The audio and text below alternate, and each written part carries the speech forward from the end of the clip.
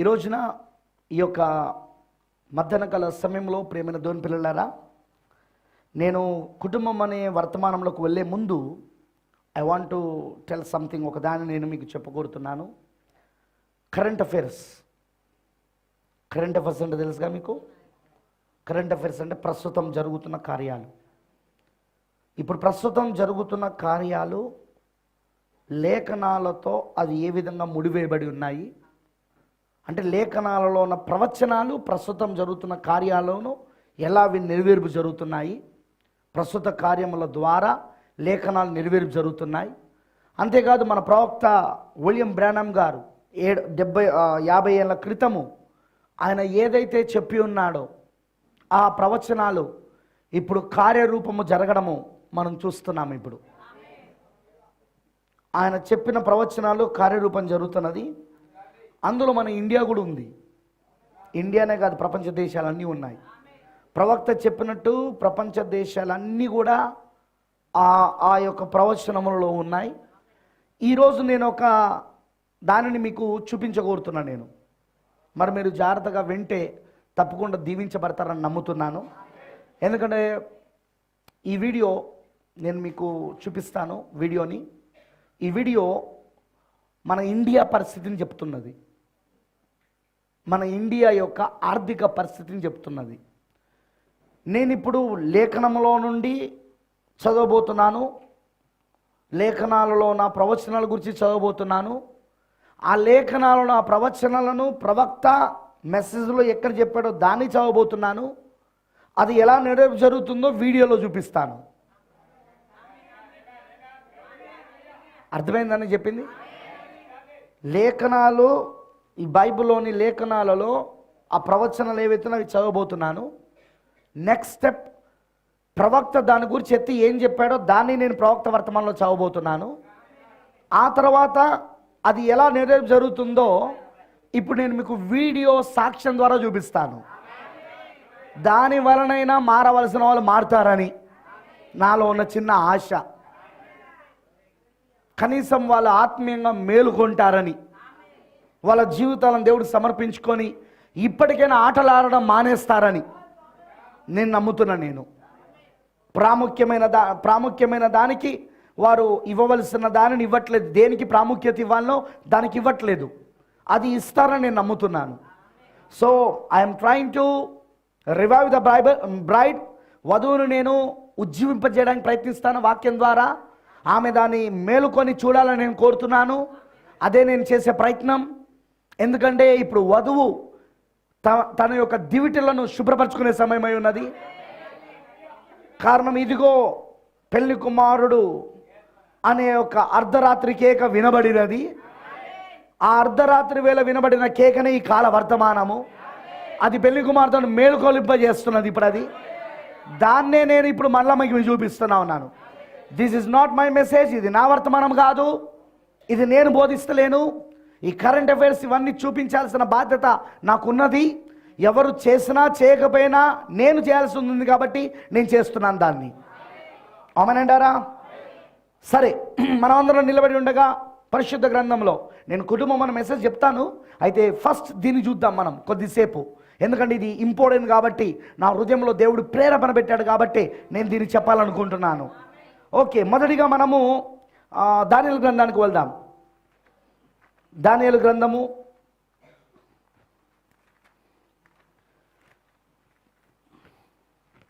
9వ అధ్యాయము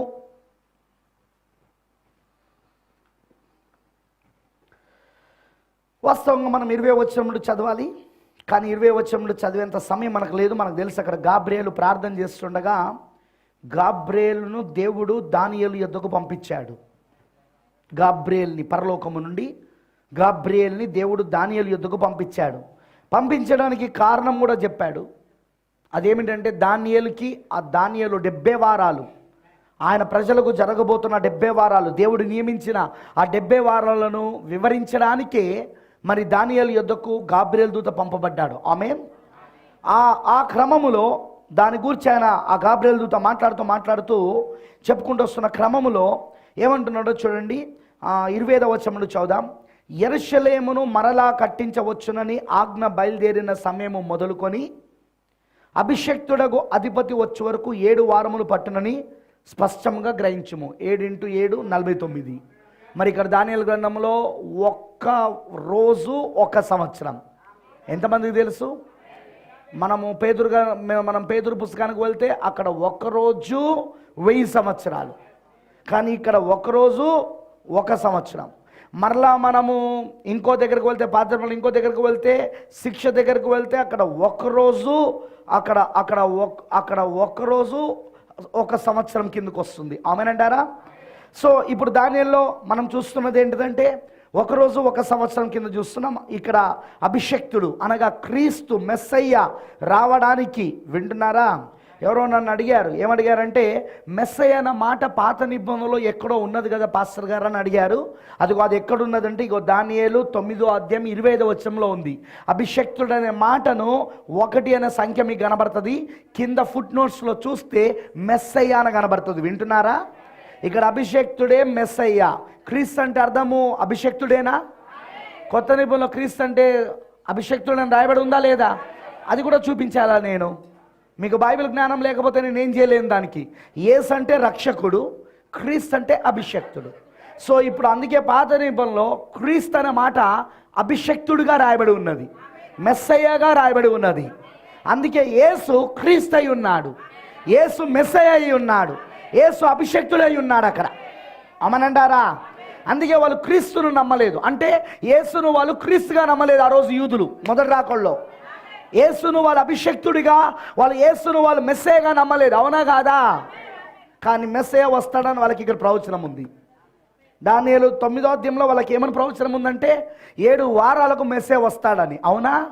7 వారాలు అంటే 7 × 7 49, సరిగ్గా 49 సంవత్సరాలు. రైట్? అంతేనా?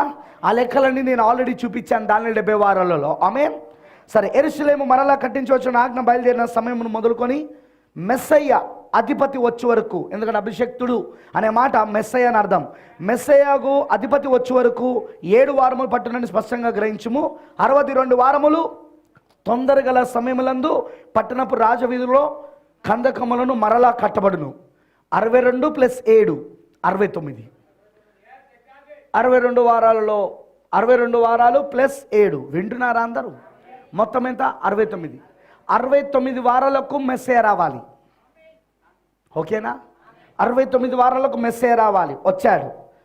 మనం ఆ లెక్కలు చూసాం ఆల్రెడీ. ఈ 62 వారములు జరిగిన పిమ్మట ఏమీ లేకుండా అభిషక్తుడు నిర్మూలము చేయబడును. అభిషక్తుడు అంటే మెస్సయ్య. నిర్మూలన చేయబడడం అంటే సిలువేయబడడం, చంపబడడం. ఆమేన్. వచ్చినట్టు రాజు యొక్క ప్రజలు పవిత్ర పట్టణమును పరిశుద్ధ ఆలయమును నశింపజేయుదురు. ఆ రాజు ఎవరో కాదు కానీ అదే రోమరాజు. రోమ్. వింటున్నారా? ప్రకటన 12లో ప్రసవ వేదన పడుతున్న ఒక స్త్రీ కనబడుతున్నది. ఆ పుట్టినై ఉన్న కుమారుని మింగవలనని అక్కడ ఎర్రగడ్డ సర్పం ఎదురు చూస్తూ ఉన్నది. ఆ ఎర్రగడ్డ సర్పమే రోమై ఉన్నది. ఆ స్త్రీ ఎవరో కాదు కానీ సంఘం, ఇజ్రాయెల్ సంఘమై ఉన్నది. మరి ఇజ్రాయెల్ సంఘం ద్వారా కనబడిన బిడ్డ, మగబిడ్డ ఎవరో కాదు కానీ క్రీస్తు అయి ఉన్నాడు. ఆ క్రీస్తును మింగవాలని చూస్తూ ఉన్నాడు. అవునా కాదా? ఇక్కడనో ఆ వచ్చినట్టు రాజు ప్రజలు ఏం చేస్తున్నారంటే వాళ్ళు ఆ రాజు అంటే ఇక్కడ యేసు కాదు రాజు, ఇక్కడ రోమ్ రాజు గురించి మాట్లాడుతున్నాడు. ఎందుకంటే యేసును శిక్షించింది రోమేనా? యేసును సిలువేసింది రోమేనా? అన్య రోమేనా? ఆమెనంటారా? అన్య రోమే. హల్లెలూయా. మరి ఈ రోమే యేసును చంపింది. రైట్? అందుకే ఇక్కడ ఏమంటున్నాడంటే వచ్చినట్టు రాజు. గమనించాను, అక్కడ వచ్చినట్టు రాజు ఒక ప్రజలు పవిత్ర పట్టణమును పరిశుద్ధ ఆలయమును నశింపజేయుదురు. ఏం చేశారు? ఫస్ట్ అభిషక్తుని నిర్మూలన చేశారు, క్రీస్తును, మెస్సయ్యాను. ఆ తర్వాత తీతు సైన్యాధిపతికు తీతు, రోమా సైన్యాధిపతికు తీతు యెరూషలేమును చుట్టుముట్టి క్రీస్తు శకం 70వ సంవత్సరంలో యెరూషలేమును చుట్టుముట్టి ఏం చేశాడు? మొత్తం అక్కడున్న ప్రజలందరినీ చంపేశాడు. అవునా? ప్రజలను చంపేయడమే కాకుండా అక్కడున్న ఆలయాన్ని మొత్తం నాశనం చేసేసాడు, ధ్వంసం చేసేసాడు. అవునా? ఆ నాశనం చేసిన ఆలయము చోటనే ఏమున్నది? అక్కడ ఏముంటుందని చెప్పాడు. ఇక్కడ ఏమైనా వస్తువు నిలబడుతుంది అన్నాడు. మీరు చూడండి, అది మీకు కనబడుతుంది. అక్కడ ఇది మీకు కనబడుతుంది. వచ్చినట్టు రాజు యొక్క ప్రజలు పవిత్ర పట్టణమును పరిశుద్ధాలయమును నశింపచేయుదురు, వాని అంతము హఠాత్తుగా వచ్చును, మరి యుద్ధ కాలాంతం వరకు నాశనం జరుగునని నిర్ణయింపబడెను. అతడు ఒక వారం వరకు అనేకులకు నిబంధన స్థిరపరచును. ఎవరు? రోమ్. అతడంటే ఇక్కడ రోమ్. ఈ రోము అక్కడ యూదులతో ఒక వారం వరకు నిబంధన చేస్తాడని బైబిల్ చెప్తున్నది. అర్ధవారమునకు బలిని నైవేద్యం నిలిపివేయును, హేమైనది నిలిచి వరకు నాశనం చేయువాడు వచ్చును, నాశనం చేయడానికి రావాలని నిర్ణయించిన నాశనం ముగించే వరకు ఈలాగున జరుగును. హేమైనది నిలబడుతుందని ఉందా? ఇక్కడ పరిశుద్ధమైన స్థలంలో హేమైనది నిలబడుతుంది అన్నాడు. ఇదే మాట యేసు మత్తయి సువార్త 24వ అధ్యాయంలో ముద్రలు తెరుస్తున్నప్పుడు మాట్లాడుతున్నాడు. ఆయన శిష్యులు అడిగిన 3 ప్రశ్నలకు జవాబు చెబుతున్నప్పుడు ఆయన చెబుతున్నాడు అక్కడ, దానియేలు ప్రవక్త చెప్పినట్లుగా నాశనకరమైన ఏ వస్తువు పరిశుద్ధమైన స్థలములో నిలుచుండగానే మీరు పారిపోవాలను అన్నాడు ఆయన. యూదులతో చెప్పాడా లేదా మాట? That's right. మరి మీరు గమనిస్తే ప్రియులారా, ఆ ప్రవచనాలన్నీ నేరు జరిగినాయి మనకు తెలుసు. కానీ ఇక్కడ జరగాల్సిన ప్రవచనం ఏంటంటే ఒక వారం నిబంధన. ఈ నిబంధన గురించి మనం చూడబోతున్నాం ఇప్పుడు. I want to show you something very interesting fact. చాలా ఆసక్తికరమైన విషయాన్ని చూపించబోతున్నాను. నేను ఇప్పుడు ఏ అమెరికా దేశం గురించి మాట్లాడట్లేదు, నేను ఇప్పుడు ఇండియా గురించి మాట్లాడబోతాను. That's true. నేను ఇప్పుడు ఇండియా గురించి కరెంట్ అఫైర్స్ మాట్లాడబోతున్నాను. నేను ఎప్పుడో జరిగింది కూడా కాదు, కరెంట్ అఫైర్స్ ఇప్పుడు జరుగుతున్నది మీకు చూపించబోతున్నాను నేను. వింటున్నారా? సో ఇప్పుడు మనం ఒక్కసారి మరి మొదటి ఒక్కసారి మనం ప్రకటన గ్రంథం కూడా వెళ్దాం. ఇంకో లేఖనం చదువుదాం. ప్రకటన గ్రంథము 18వ అధ్యాయము.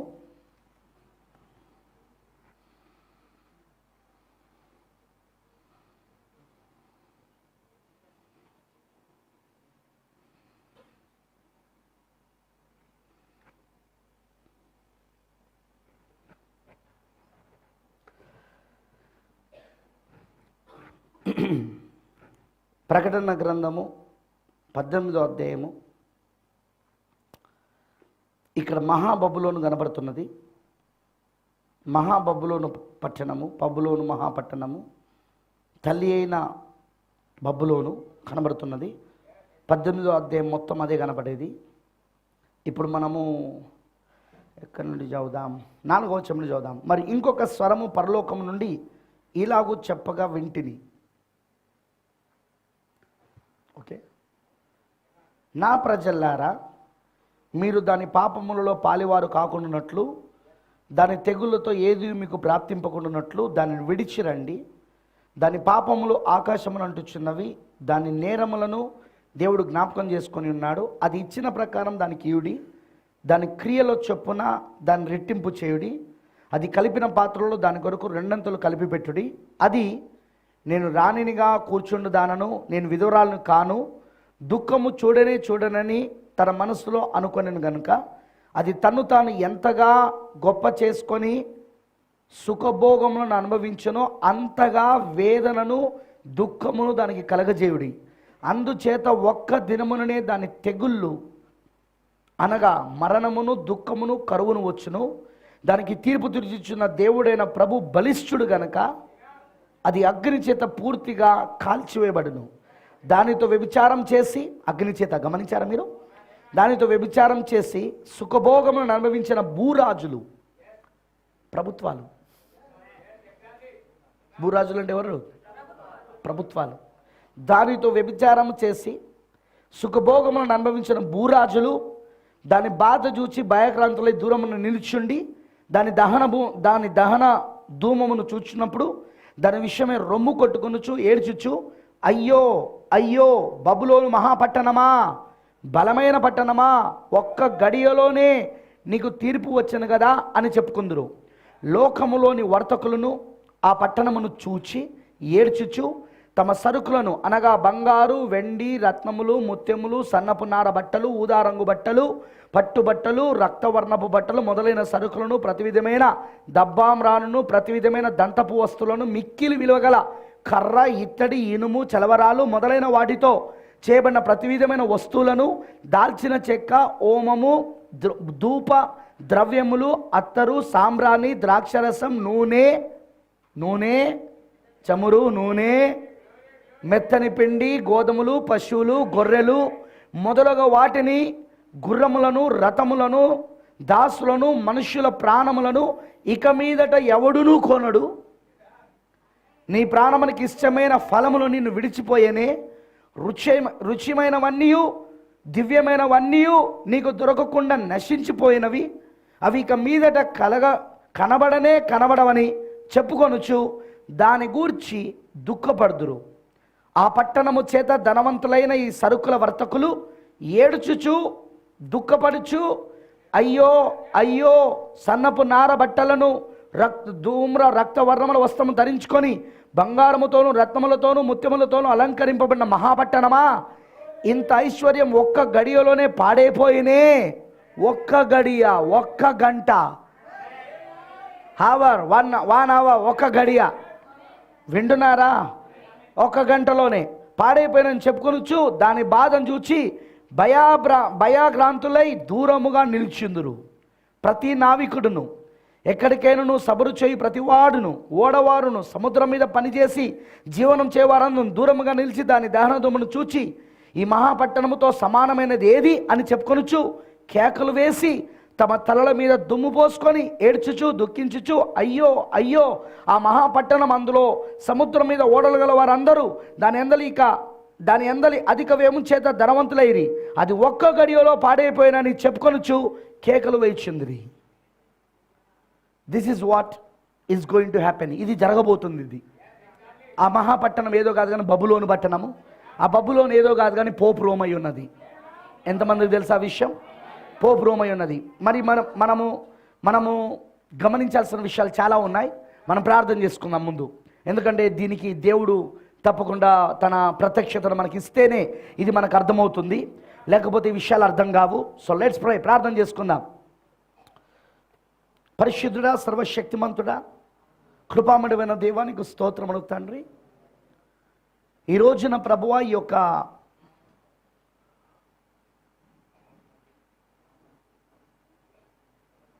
మధ్యాహ్న కాల సమయంలో ప్రభువా లేఖనములలోని ప్రవచనాలు చదివినాము.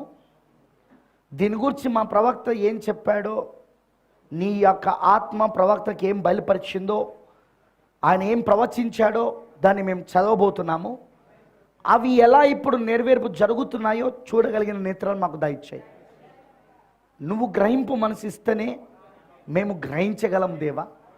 అప్పుడే వధువు మేలుకోగలదు, అప్పుడే ఆమె తన యొక్క దివిటిని శుభ్రపరచుకోగలదు, అప్పుడే ఆమె నీ రాకడకు సిద్ధపడగలదు, ఎత్తబడుటకు సిద్ధపడగలదు. ప్రభువా, తప్పకుండా ఈ వర్తమానము ఒక్కసారి ఇండియాలో ఉన్న వధువుని కుదిపివేయునుగాక, ప్రతి ఒక్కరిని షేక్ చేయునుగాక. ఎందుకంటే నేను ఇప్పుడు చూపిస్తున్నది, నేను ఇదంతా ఏదైతే ఇక్కడ నేను మాట్లాడుచున్నదో అదంతయు అవి ప్రవచనాలు అయ్యున్నవి. అవి ప్రవక్త చెప్పిన ప్రవచనాలు, బైబిల్లోని ప్రవచనాలు. అవి ఇప్పుడు జరుగుతున్నాయని, వారి కళ్ళ ఎదుటనే ఆ లేఖనాలు నెరవేర్పవుతున్నాయని, మరి జరుగుతున్నాయంటే మాకు రాకడ దగ్గరలో ఉన్నదని గ్రహించినట్లు చేయమని కోరుతున్నాను దేవా. వచ్చిన నీ పిల్లలందరినీ దీవించు, అందరిని నువ్వు ఆస్వాదించు, నీ కృప ప్రతి ఒక్కరికి దయచేయమని నీకు సమర్పిస్తూ యేసుక్రీస్తు నామములో ప్రార్థిస్తున్నాను. ఆమేన్. దయచేసి కూర్చోనండి.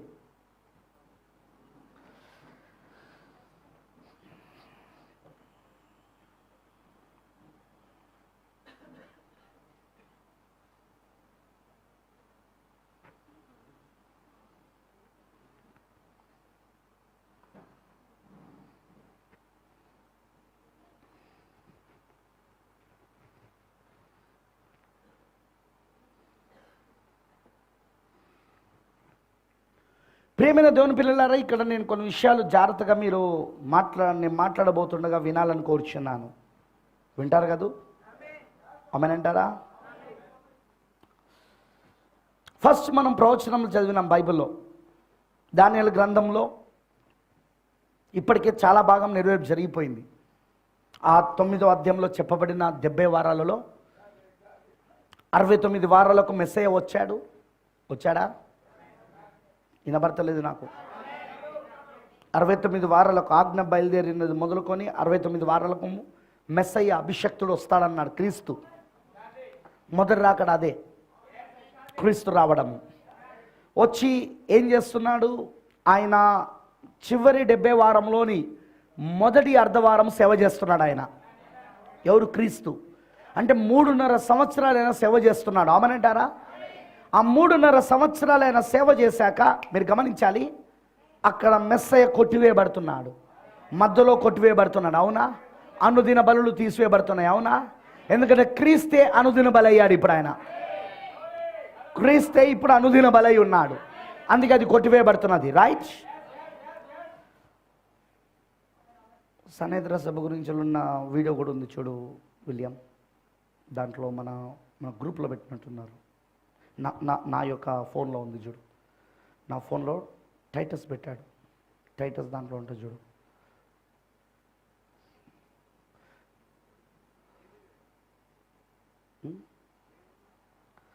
చిన్న వీడియో. ఓకే, చూద్దాం. ఇప్పుడు మీరు గమనించాల్సిన విషయం ఏంటంటే, చాలా జాగ్రత్తగా మీరు గమనించాలి. లేకపోతే అది నాకు ఇవ్వు, నేను చూసిస్తాను. చాలా జాగ్రత్తగా మీరు గమనించాలని కోరుతున్నాను. ఎందుకంటే ఈ విషయము మీకు అర్థం అవ్వాలని నేను ప్రభువు నామమున కోరుతున్నాను. ఆమేన్, హల్లెలూయా. ఇది మీకు అర్థమవుతుందని కూడా నేను నమ్ముతున్నాను. ఎందుకంటే మీరు వధువై ఉన్నారు కదా. మీకు కాకపోతే ఇంకెవరికి అర్థమవుతుంది? అది లోకస్తులకు ఇవన్నీ ఏం తెలియదు. వీళ్ళకు ఈ ప్రవచనాలు, ఈ బైబిల్ ఇవన్నీ ఏం తెలియదు వాళ్ళకు, కానీ మనకు తెలుసు ఇవన్నీ. Amen. So let's see the things. ఇప్పుడు కొన్ని విషయాలు చూద్దాం.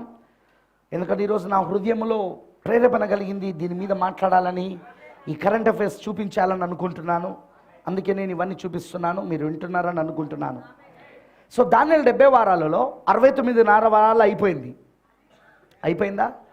మొదటి రాకడతో 69.5 వారాలు అయిపోయింది. అనుదిన బలులు ఆపివేయబడ్డాయి. రైట్?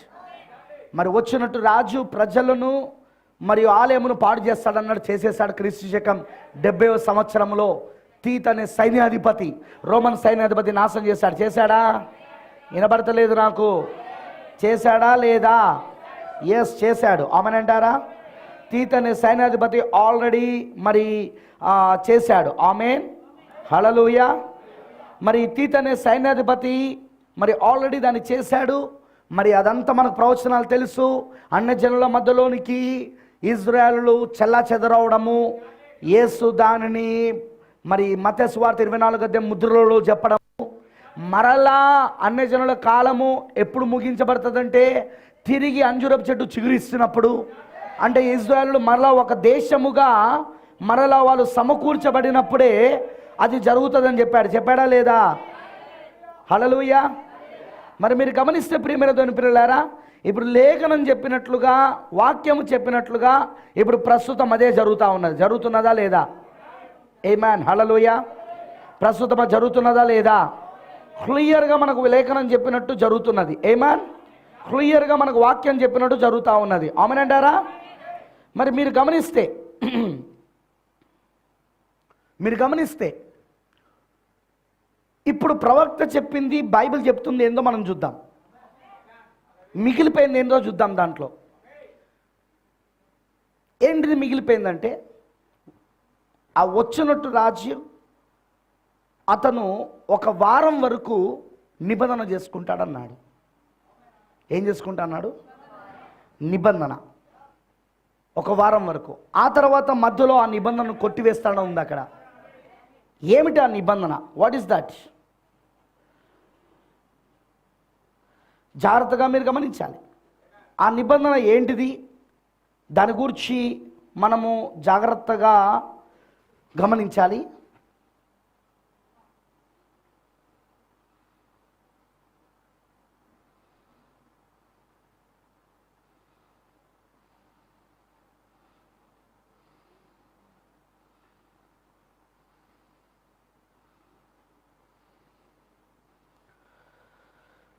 సారీ, ఎందుకంటే నేను ఒకటి చూపించాలి మీకు తప్పకుండా. Want to show it compulsory.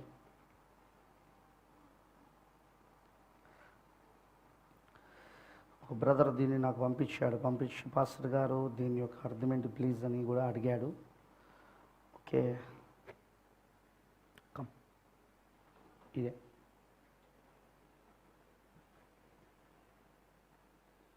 ఇదే సన్నిధానం.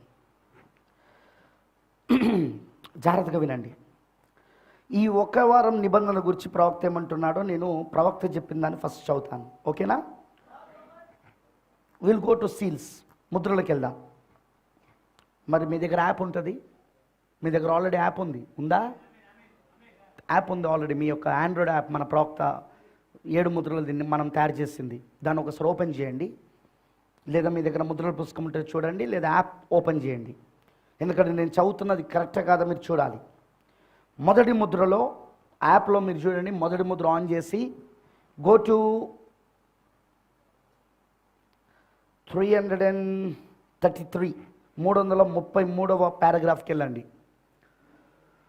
మొదటి ముద్ర 333వ పారాగ్రాఫ్. ఆండ్రాయిడ్ ఫోన్స్ ఉన్న వాళ్ళందరూ యాప్లో చూడాలని కోరుతున్నా నేను. మన యొక్క 7 ముద్రల యాప్లో 333వ పారాగ్రాఫ్ మొదటి ముద్రలో, వాడు దానియేలు యొక్క జనులను నాశనం చేసిన అధిపతి. దానిని మీరు నమ్ముచున్నారా? ఇంకొద్ది నిమిషాలు మీరు కనుక నాతో ఉండి సహకరించిన ఎడల నేను వీలైనంత త్వరగా దాన్ని ముగించెదను. అయితే నేను దానిని సరిగా ఖచ్చితంగా చెప్పవలను. ఏలనగా నేను ఇక్కడ నిలబడి ఉన్నది ఎంతటి నిజమో, పరిశుద్ధాత్మ దాన్ని నాకు అనుగ్రహించినది కూడా అంత నిజమై ఉన్నది. చూసారా? ఇప్పుడు చూడండి, మనము మరలా 1 నిమిషము దానియేలుకు పోయిదాము. నేను మీ కొరకు ఒక కార్యము చదివి వినిపించవాలని ఉన్నాను. మీరు కనుక దాన్ని త్రిప్పకపోయినా పర్వాలేదు. నేను దానియేలు 9వ అధ్యాయమును చదవకూర్చున్నాను. మనం చదివిందే ప్రవక్త కూడా ఇప్పుడు చదువుతున్నాడు మొదటి ముద్రలో. దానియేలు 9వ అధ్యాయమును, మరి నేను దానియేలు 9వ అధ్యాయమును 26 మరి 27 వచనములను చదవాలని ఉన్నాను.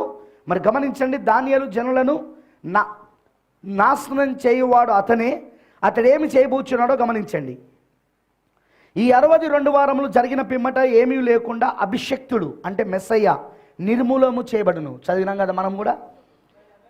చూడండి, 70 వారములలో నుండి 62 వారములలో ఆయన నిర్మూలము చేయబడును. వచ్చినట్టు రాజు యొక్క ప్రజలు పవిత్ర పట్టణమును పరిశుద్ధ ఆలయమును నశింపజేయుదురు. వాని అంతము హఠాత్తుగా వచ్చును. మరి యుద్ధకాలాంతం వరకు నాశనము జరుగునని నిర్ణయింపబడను. ఇప్పుడు ప్రవక్త అంటున్నాడు 336 పారాగ్రాఫ్లో ప్రవక్త బ్రెన్నం గారు, జనులైన మిమ్మల్ని ఒక సంగతి అడగకూర్చున్నాను. ఆయన తన పరిచర్యను 3.5 సంవత్సరములు చేసి క్రీస్తు భూమి నుండి తీసివేయబడిన పిమ్మట ఆలయమును ఏది నాశనం చేశాను? దానిని ఎవరు నిర్మూలించిరి? అంటే ఎవరు దాన్ని నాశనం చేసిరి? రోము. నిశ్చయముగా రోము సైన్యాధిపతికు తీతు అతను అధిపతిని నిర్మూలము చేశాను. ఇప్పుడు గమనించండి, ఇతని కొద్దిగా గమనించండి. అతడు ఈ గోడ వరకు వచ్చి ఉన్నాడు. యేసు జన్మించినప్పుడు పరలోకమునందున ఎర్రని మహాగడ్డ సర్పము ఆ స్త్రీ శిష్యును కనగానే ఆమె యొక్క శిష్యును అది మృంగవలనని ఆ స్త్రీ ఏమిటో నిలబడి ఉన్నది. ఇందాకనే కానీ నేను చెప్పింది సేమ్ థింగ్. ప్రాఫిట్ చెప్పింది నేను చెప్పాను. నేను చెప్పింది ప్రాఫిట్ చెప్పడం కాదు, ప్రాఫిట్ చెప్పింది నేను చెప్పాను.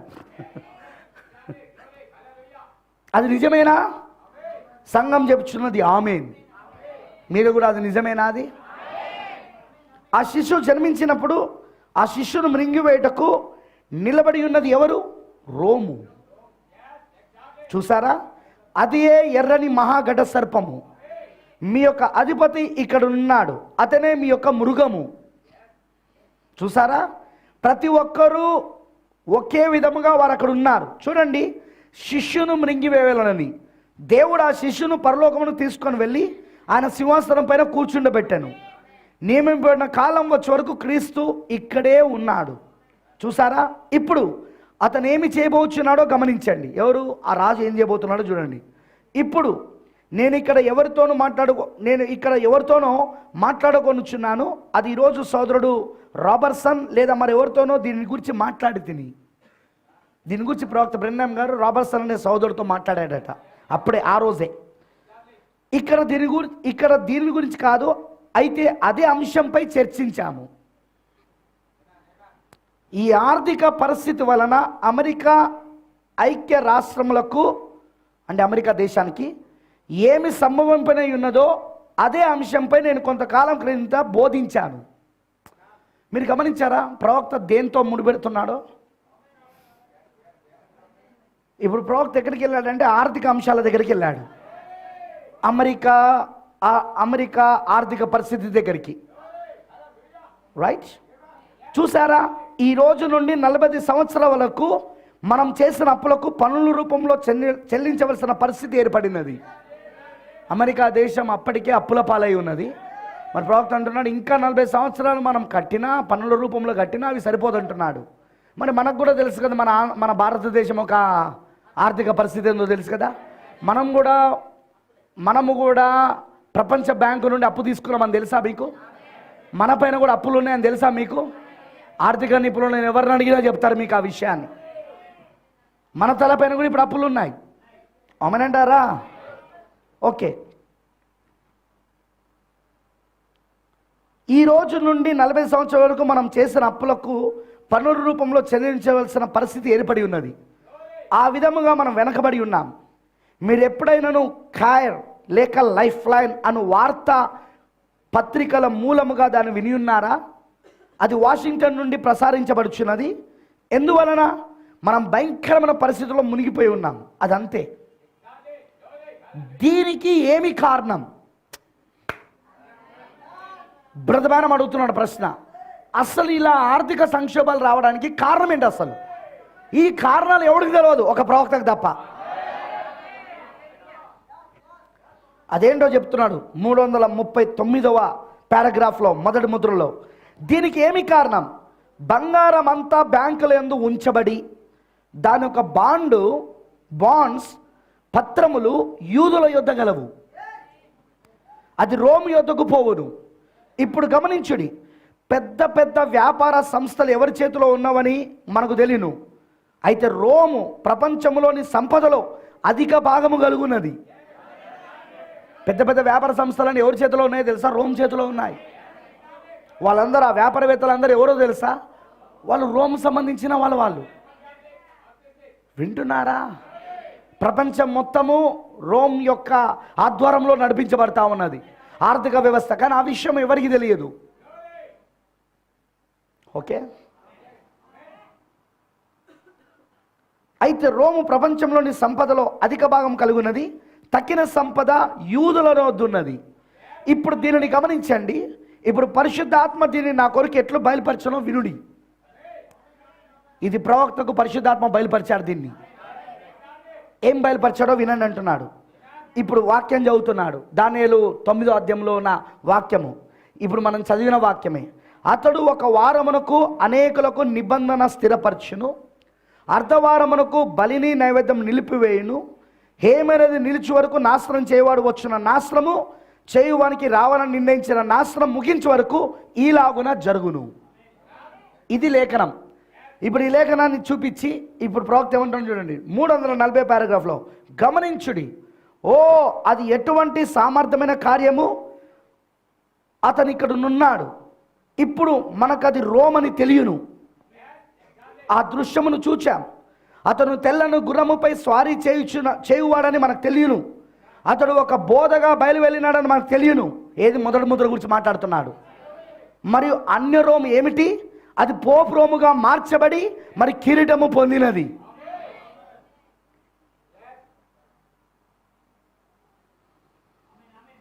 నాలుగు 341. ఇప్పుడు గమనించుడి, చివరి కాలంలో క్రీస్తు ప్రసంగించుచుండు ప్రారంభ దినాల్లో కాదు. అయితే చివరి కాలమున వారం ఒక చివరి భాగంలో మనం ఇప్పుడే దానియేలు 70 వారం చూచున్నాము. క్రీస్తు 3.5 సంవత్సరములు ప్రవచించెను. ఇంకా 3.5 సంవత్సరములు నిర్ణయింపబడి ఉన్నవి. 70 వారాలలో 69 వారాలకు మెస్సయ్య వచ్చాడు. 70 వారములోని మొదటి 3.5 సంవత్సరాలు క్రీస్తు ప్రవచించాడు. ఆ తర్వాత క్రీస్తు కొట్టివేయబడ్డాడు. అనుదిన బలులు కొట్టివేయబడ్డాయి. రైట్? చెప్పాలా నాకు? ఆ తర్వాత ఇంకా మిగిలిపోయింది ఏంటంటే 3.5 సంవత్సరాలు. దాని గురించి ప్రవక్త మాట్లాడుతున్నాడు. క్రీస్తు 3.5 సంవత్సరం ప్రవచించెను, ఇంకా 3.5 సంవత్సరములు నిర్ణయింపబడి ఉన్నవి, అది సరియైన సంఘం ఆమేనని చెప్పుచున్నది. మరియు ఈ యొక్క అధిపతి ఆ సమయంలో, ఏ సమయంలో, ఆ చివరి 3.5 సంవత్సరాల సమయంలో దానియేలు జనులతో ఒక నిబంధన చేయును, అనగా యూదులతో. ప్రవక్త అంటున్నాడు, ఇప్పుడు వధువు ఎత్తబడిన పిమ్మట అది జరుగును.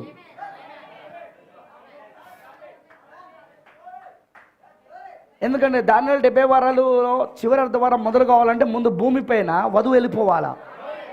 అడ్డగించున్నది ఏదో తెస్సలోనికీయులకు రాసిన పత్రికలో చెప్పినట్టుగా ఆ పాప పురుషుడు బయలుపరచబడాలంటే, ఆ క్రీస్తు విరోధి బయలుపరచబడాలంటే వాడిని అడ్డగిస్తున్నది ఏదైతే ఉందో అది వెళ్ళిపోవాలా. వాడిని అడ్డగిస్తున్నది ఇద్దరు, ఒకరు పరిశుద్ధాత్మ, వధువు. పరిశుద్ధాత్మ వధువు ఎత్తబట్లో వెళ్ళిపోయినప్పుడు అప్పుడు వాడు బయలుపరచబడతాడు. వాడు బయలుపరచబడిన తర్వాత దానియేలు 70 వారాలు మొదలవుతాయి అక్కడ. అంటే చివరి అర్ధవారం మొదలవుతుంది అక్కడ. ఆ చివరి అర్ధవారంలో ఇక్కడ పోపురం చేయబోయేదని చెప్తున్నాడు ప్రవక్త. అయితే మనకెందుకు పాస్టర్ గారు, అది ఎత్తబడిన తర్వాత కదా విషయాలు, దానికి సంబంధించిన విషయాలు ఇప్పుడు ఎట్లా జరుగుతాయో చూడండి. ఏర్పాటు ఎలా జరుగుతానో చూడండి. ఇప్పుడు అంటే అవన్నీ ఏర్పాట్లు జరుగుతానే అంటే మనం ఇప్పుడు ఎక్కడున్నాం? ఇక వీఆర్ రైట్ నౌ, మనం ఇప్పుడు ఒక్క రెప్పపాటున వెళ్ళిపోయే సమయంలో ఉన్నాం. ఇక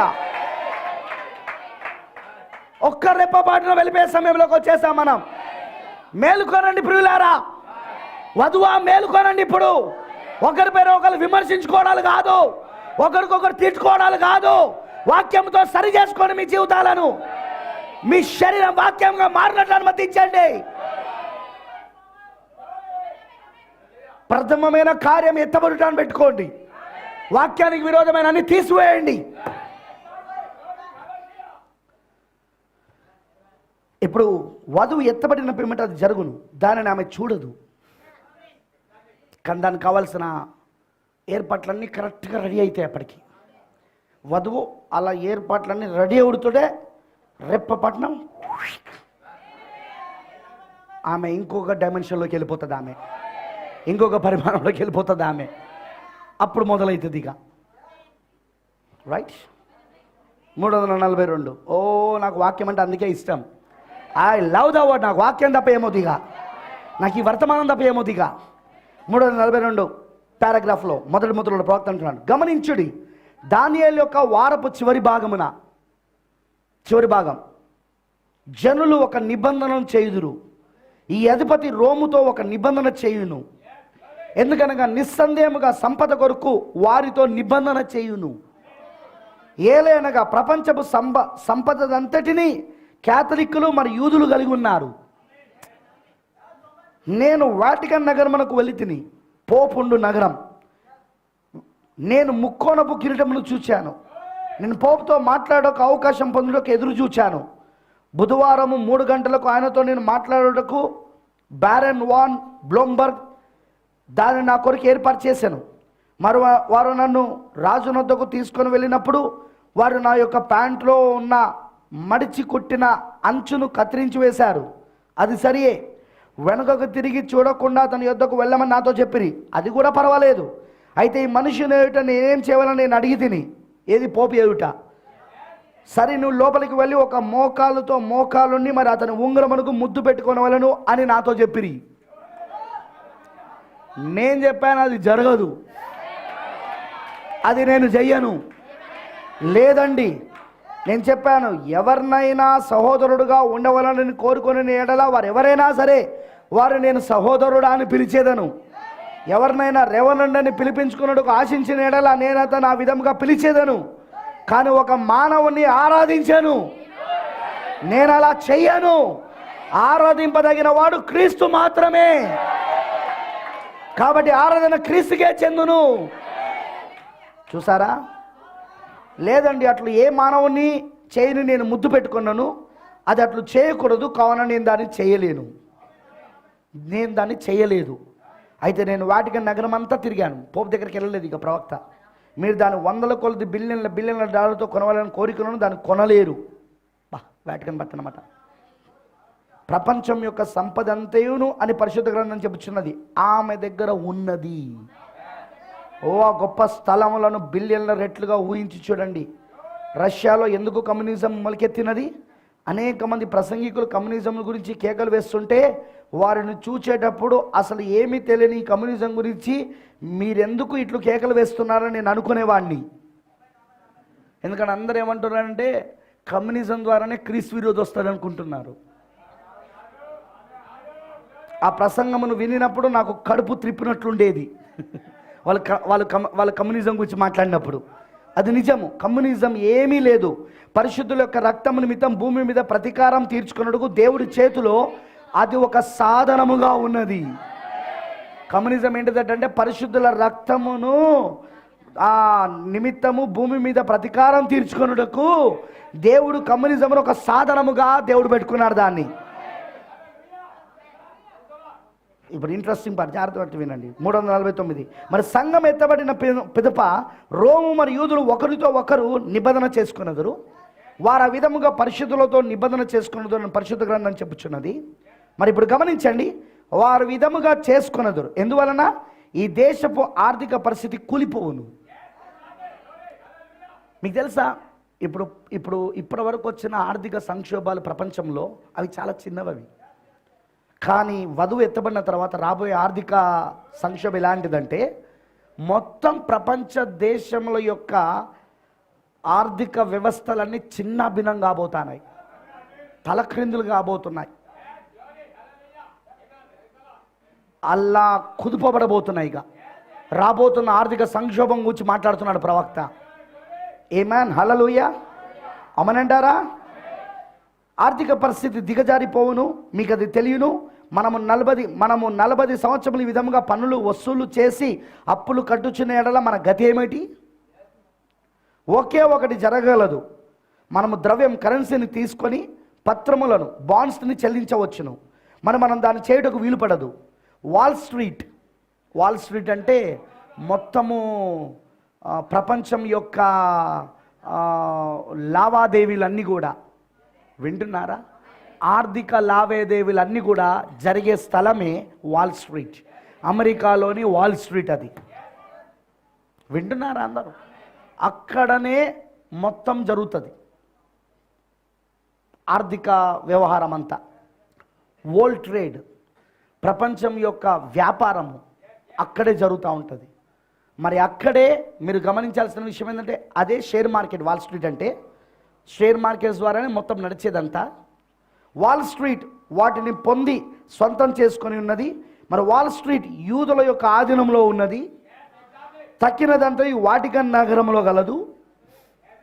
మరి యూదులు మిగిలినదంతా కలిగి ఉన్నారు. ప్రపంచ వ్యాపారం వారి ఆధీనంలో ఉన్నది. గమనించారా మీరు? ప్రపంచ వ్యాపారం ఎవరి చేతిలో ఉంది? ఇప్పుడు యూదుల చేతిలోను మరి వాటికన్ చేతిలో ఉన్నది. కావున మనం దానిని ఆ విధముగా చేయలేము. అమెరికా గురించి మాట్లాడుతున్నాడు. మరి వారు కనుక చేయగలిగిన ఎడల మీరు అనుకొనిచున్నారా? ఈ యొక్క విస్కీ వ్యాపారములు, మరి పొగాకు వినియోగించువారు, మరి వారు ఒక సంవత్సరమునకు కోట్ల కొలది డాలర్లు అసభ్యమైన చిత్రం తీయుట ద్వారా ఆదాయపు పనులను ఎగవేయుచున్నారు.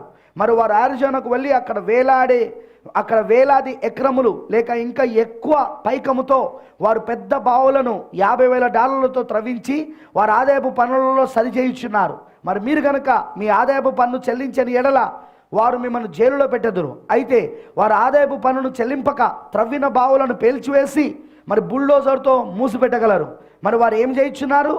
అక్కడ వీరు వారి యొక్క డబ్బుతో గృహ నిర్మాణ కార్యక్రమం చేపట్టుచున్నారు. వారు పెట్టుబడి చేయుచున్నారు. మరి వారు గృహములను నిర్మించి వాటిని లక్షల కొద్ది డాలర్లకు అమ్ముచున్నారు. మరి వారు కరెన్సీ మార్చడకు వారు రాజీ పడేదని మీరు అనుకొనిచున్నారా? ఇక్కడ ఇతను చేసిన విధముగా అతని పేరేమిటి? Castro, federal Castro. ఎంతమంది తెలుసు ఫెడరల్ క్యాస్ట్రో గురించి?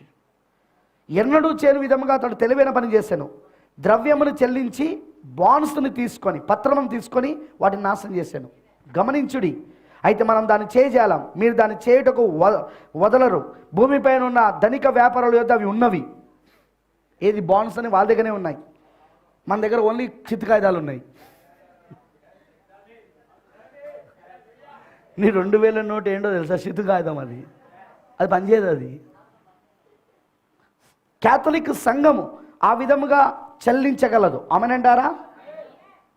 గమనించండి, ప్రవక్త అంటున్నాడు, మరియు దాన్ని చేయుటకు వీలు కలిగిన ఒకే ఒక మార్గం ఉన్నది. క్యాథలిక్ సంఘము ఆ విధముగా చెల్లించగలదు.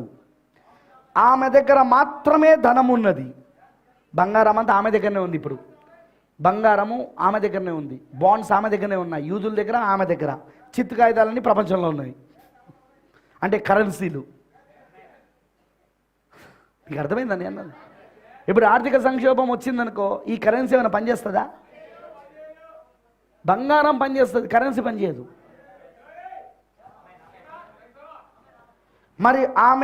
మరియు ఆమె దగ్గర మాత్రమే ధనం ఉన్నది. మరి ఆమె చేయగలదు, మరి ఆమె చేయబోచున్నది. మీరు దీన్ని చేయుటకు వాటిని పొందుటకు ఆమె యూదులతో రాజీపడి ఒక నిబంధన చేసుకొనును. మరి ఆమె ఈ నిబంధనను యూదులతో చేసుకున్నప్పుడు, ఇప్పుడు గుర్తుంచుకోనండి, నేను దీన్ని లేఖనంలో నుండి తీయుచున్నాను. మరి ఆమె దీన్ని చేసినప్పుడు, మన నిబంధన చేసినప్పుడు, దానియేలు 8:23 నుండి 25 గమనించిన ఎడల అతడు వర్ధిల్ల చేయి ఉత్పత్తులను చేయును. మరి అక్కడ ఉత్పత్తి అని అర్థము అతని చేతిలో. మరి అతను యూదులతో ఒక నిబంధన చేసుకును. మరి ఈ 3.5 సంవత్సరముల మధ్యలో యూదుల యొక్క ద్రవ్యమంతయు అతని చేతిలో చిక్కుకొనిన తరువాత వారితో చేసుకొనిన నిబంధనను తెంచుకొనును.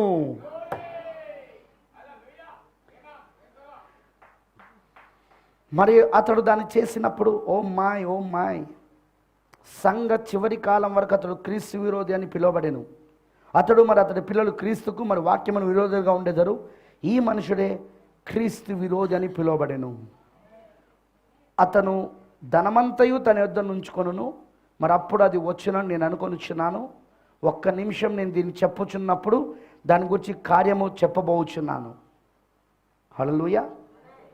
ఏమంటున్నాడో చూడండి, 359లో దానియేలు ఇక్కడ చెప్పినట్లుగా దానియేలు యొక్క చివరి 3.5 సంవత్సరపు మధ్యలో అతడు ధనమంతయును తన స్వాధీనంలో తీసుకున్నప్పుడు, అప్పుడు అతడు యూదులతో చేసుకున్న నిబంధనను కొట్టివేసి దానిని మీరును.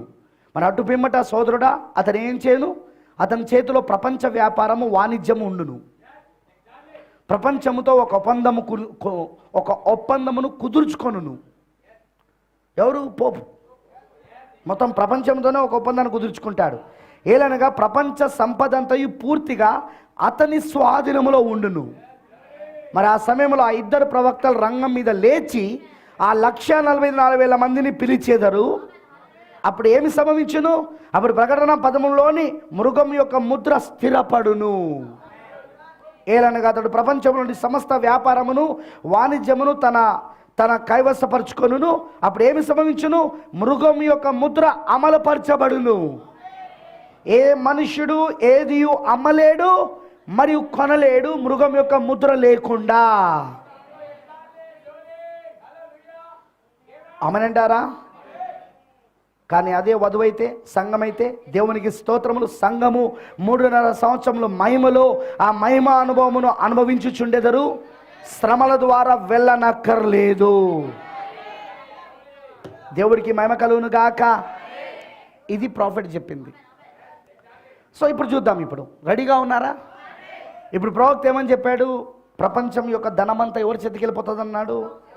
రోమ్ చేతికి వెళ్ళిపోతుంది అన్నాడు. ఇప్పటికే దాని ధనము ఉన్నది, కొంత ధనము యూదుల దగ్గర ఉంది. అన్ని దేశాలు అప్పుల పాలై ఉన్నాయి. అన్ని దేశాలు ఏమై ఉన్నాయి? ఇప్పుడు అప్పుల పాలై ఉన్నాయి. అన్ని దేశాల ఆర్థిక వ్యవహారాలు కుప్పకూలిపోయి ఉన్నాయి. మరి త్వరలోనే గొప్ప కుదుపు ఆర్థిక రంగంలో రాబోతున్నది. ఆ కుదుపుతో, ఇంకో మెసేజ్లో చెప్తాడు, ఆ కుదుపుతో మొత్తము ప్రపంచ ఆర్థిక పరిస్థితి అంతా గందరగోళమై పడిపోతుంది. అప్పుడు పోపు యొక్క దయా దాక్షిణాల పైన ప్రపంచం బతకడం మొదలు పెడుతుంది. పోపు ఒక్కడే వాళ్ళను బెయిల్అవుట్ చేయగలుగుతాడు. బెయిల్అవుట్ అంటే వాళ్ళను ఆ ఆర్థిక సంక్షోభం నుండి బయటికి తీసుకురాగలుగుతాడు. వీళ్ళ దగ్గర డాలర్లు ఉంటాయి, వీళ్ళ దగ్గర కరెన్సీ ఉంటుంది, వీళ్ళ దగ్గర రూపాయలు ఉంటాయి, వీళ్ళ దగ్గర యూరోస్ ఉంటాయి. కానీ అవి చిత్తు కాగితాలు. అవి నీకు అర్థమైందా నేను చెప్పింది? మొత్తము అలా కాబోతున్నది. అలానే మనం ప్రకటన 18లో చూసాం, భూరాజులను వర్తకులు అంటే వ్యాపారవేత్తలు. వర్తకులు అంటే వాళ్ళే కదా అండి. వర్తకులు అంటే ఎవరు? వ్యాపారవేత్తలు. ప్రపంచంలో ఉన్న వ్యాపారవేత్తలను భూరాజులు. భూరాజులు అంటే ఎవరు?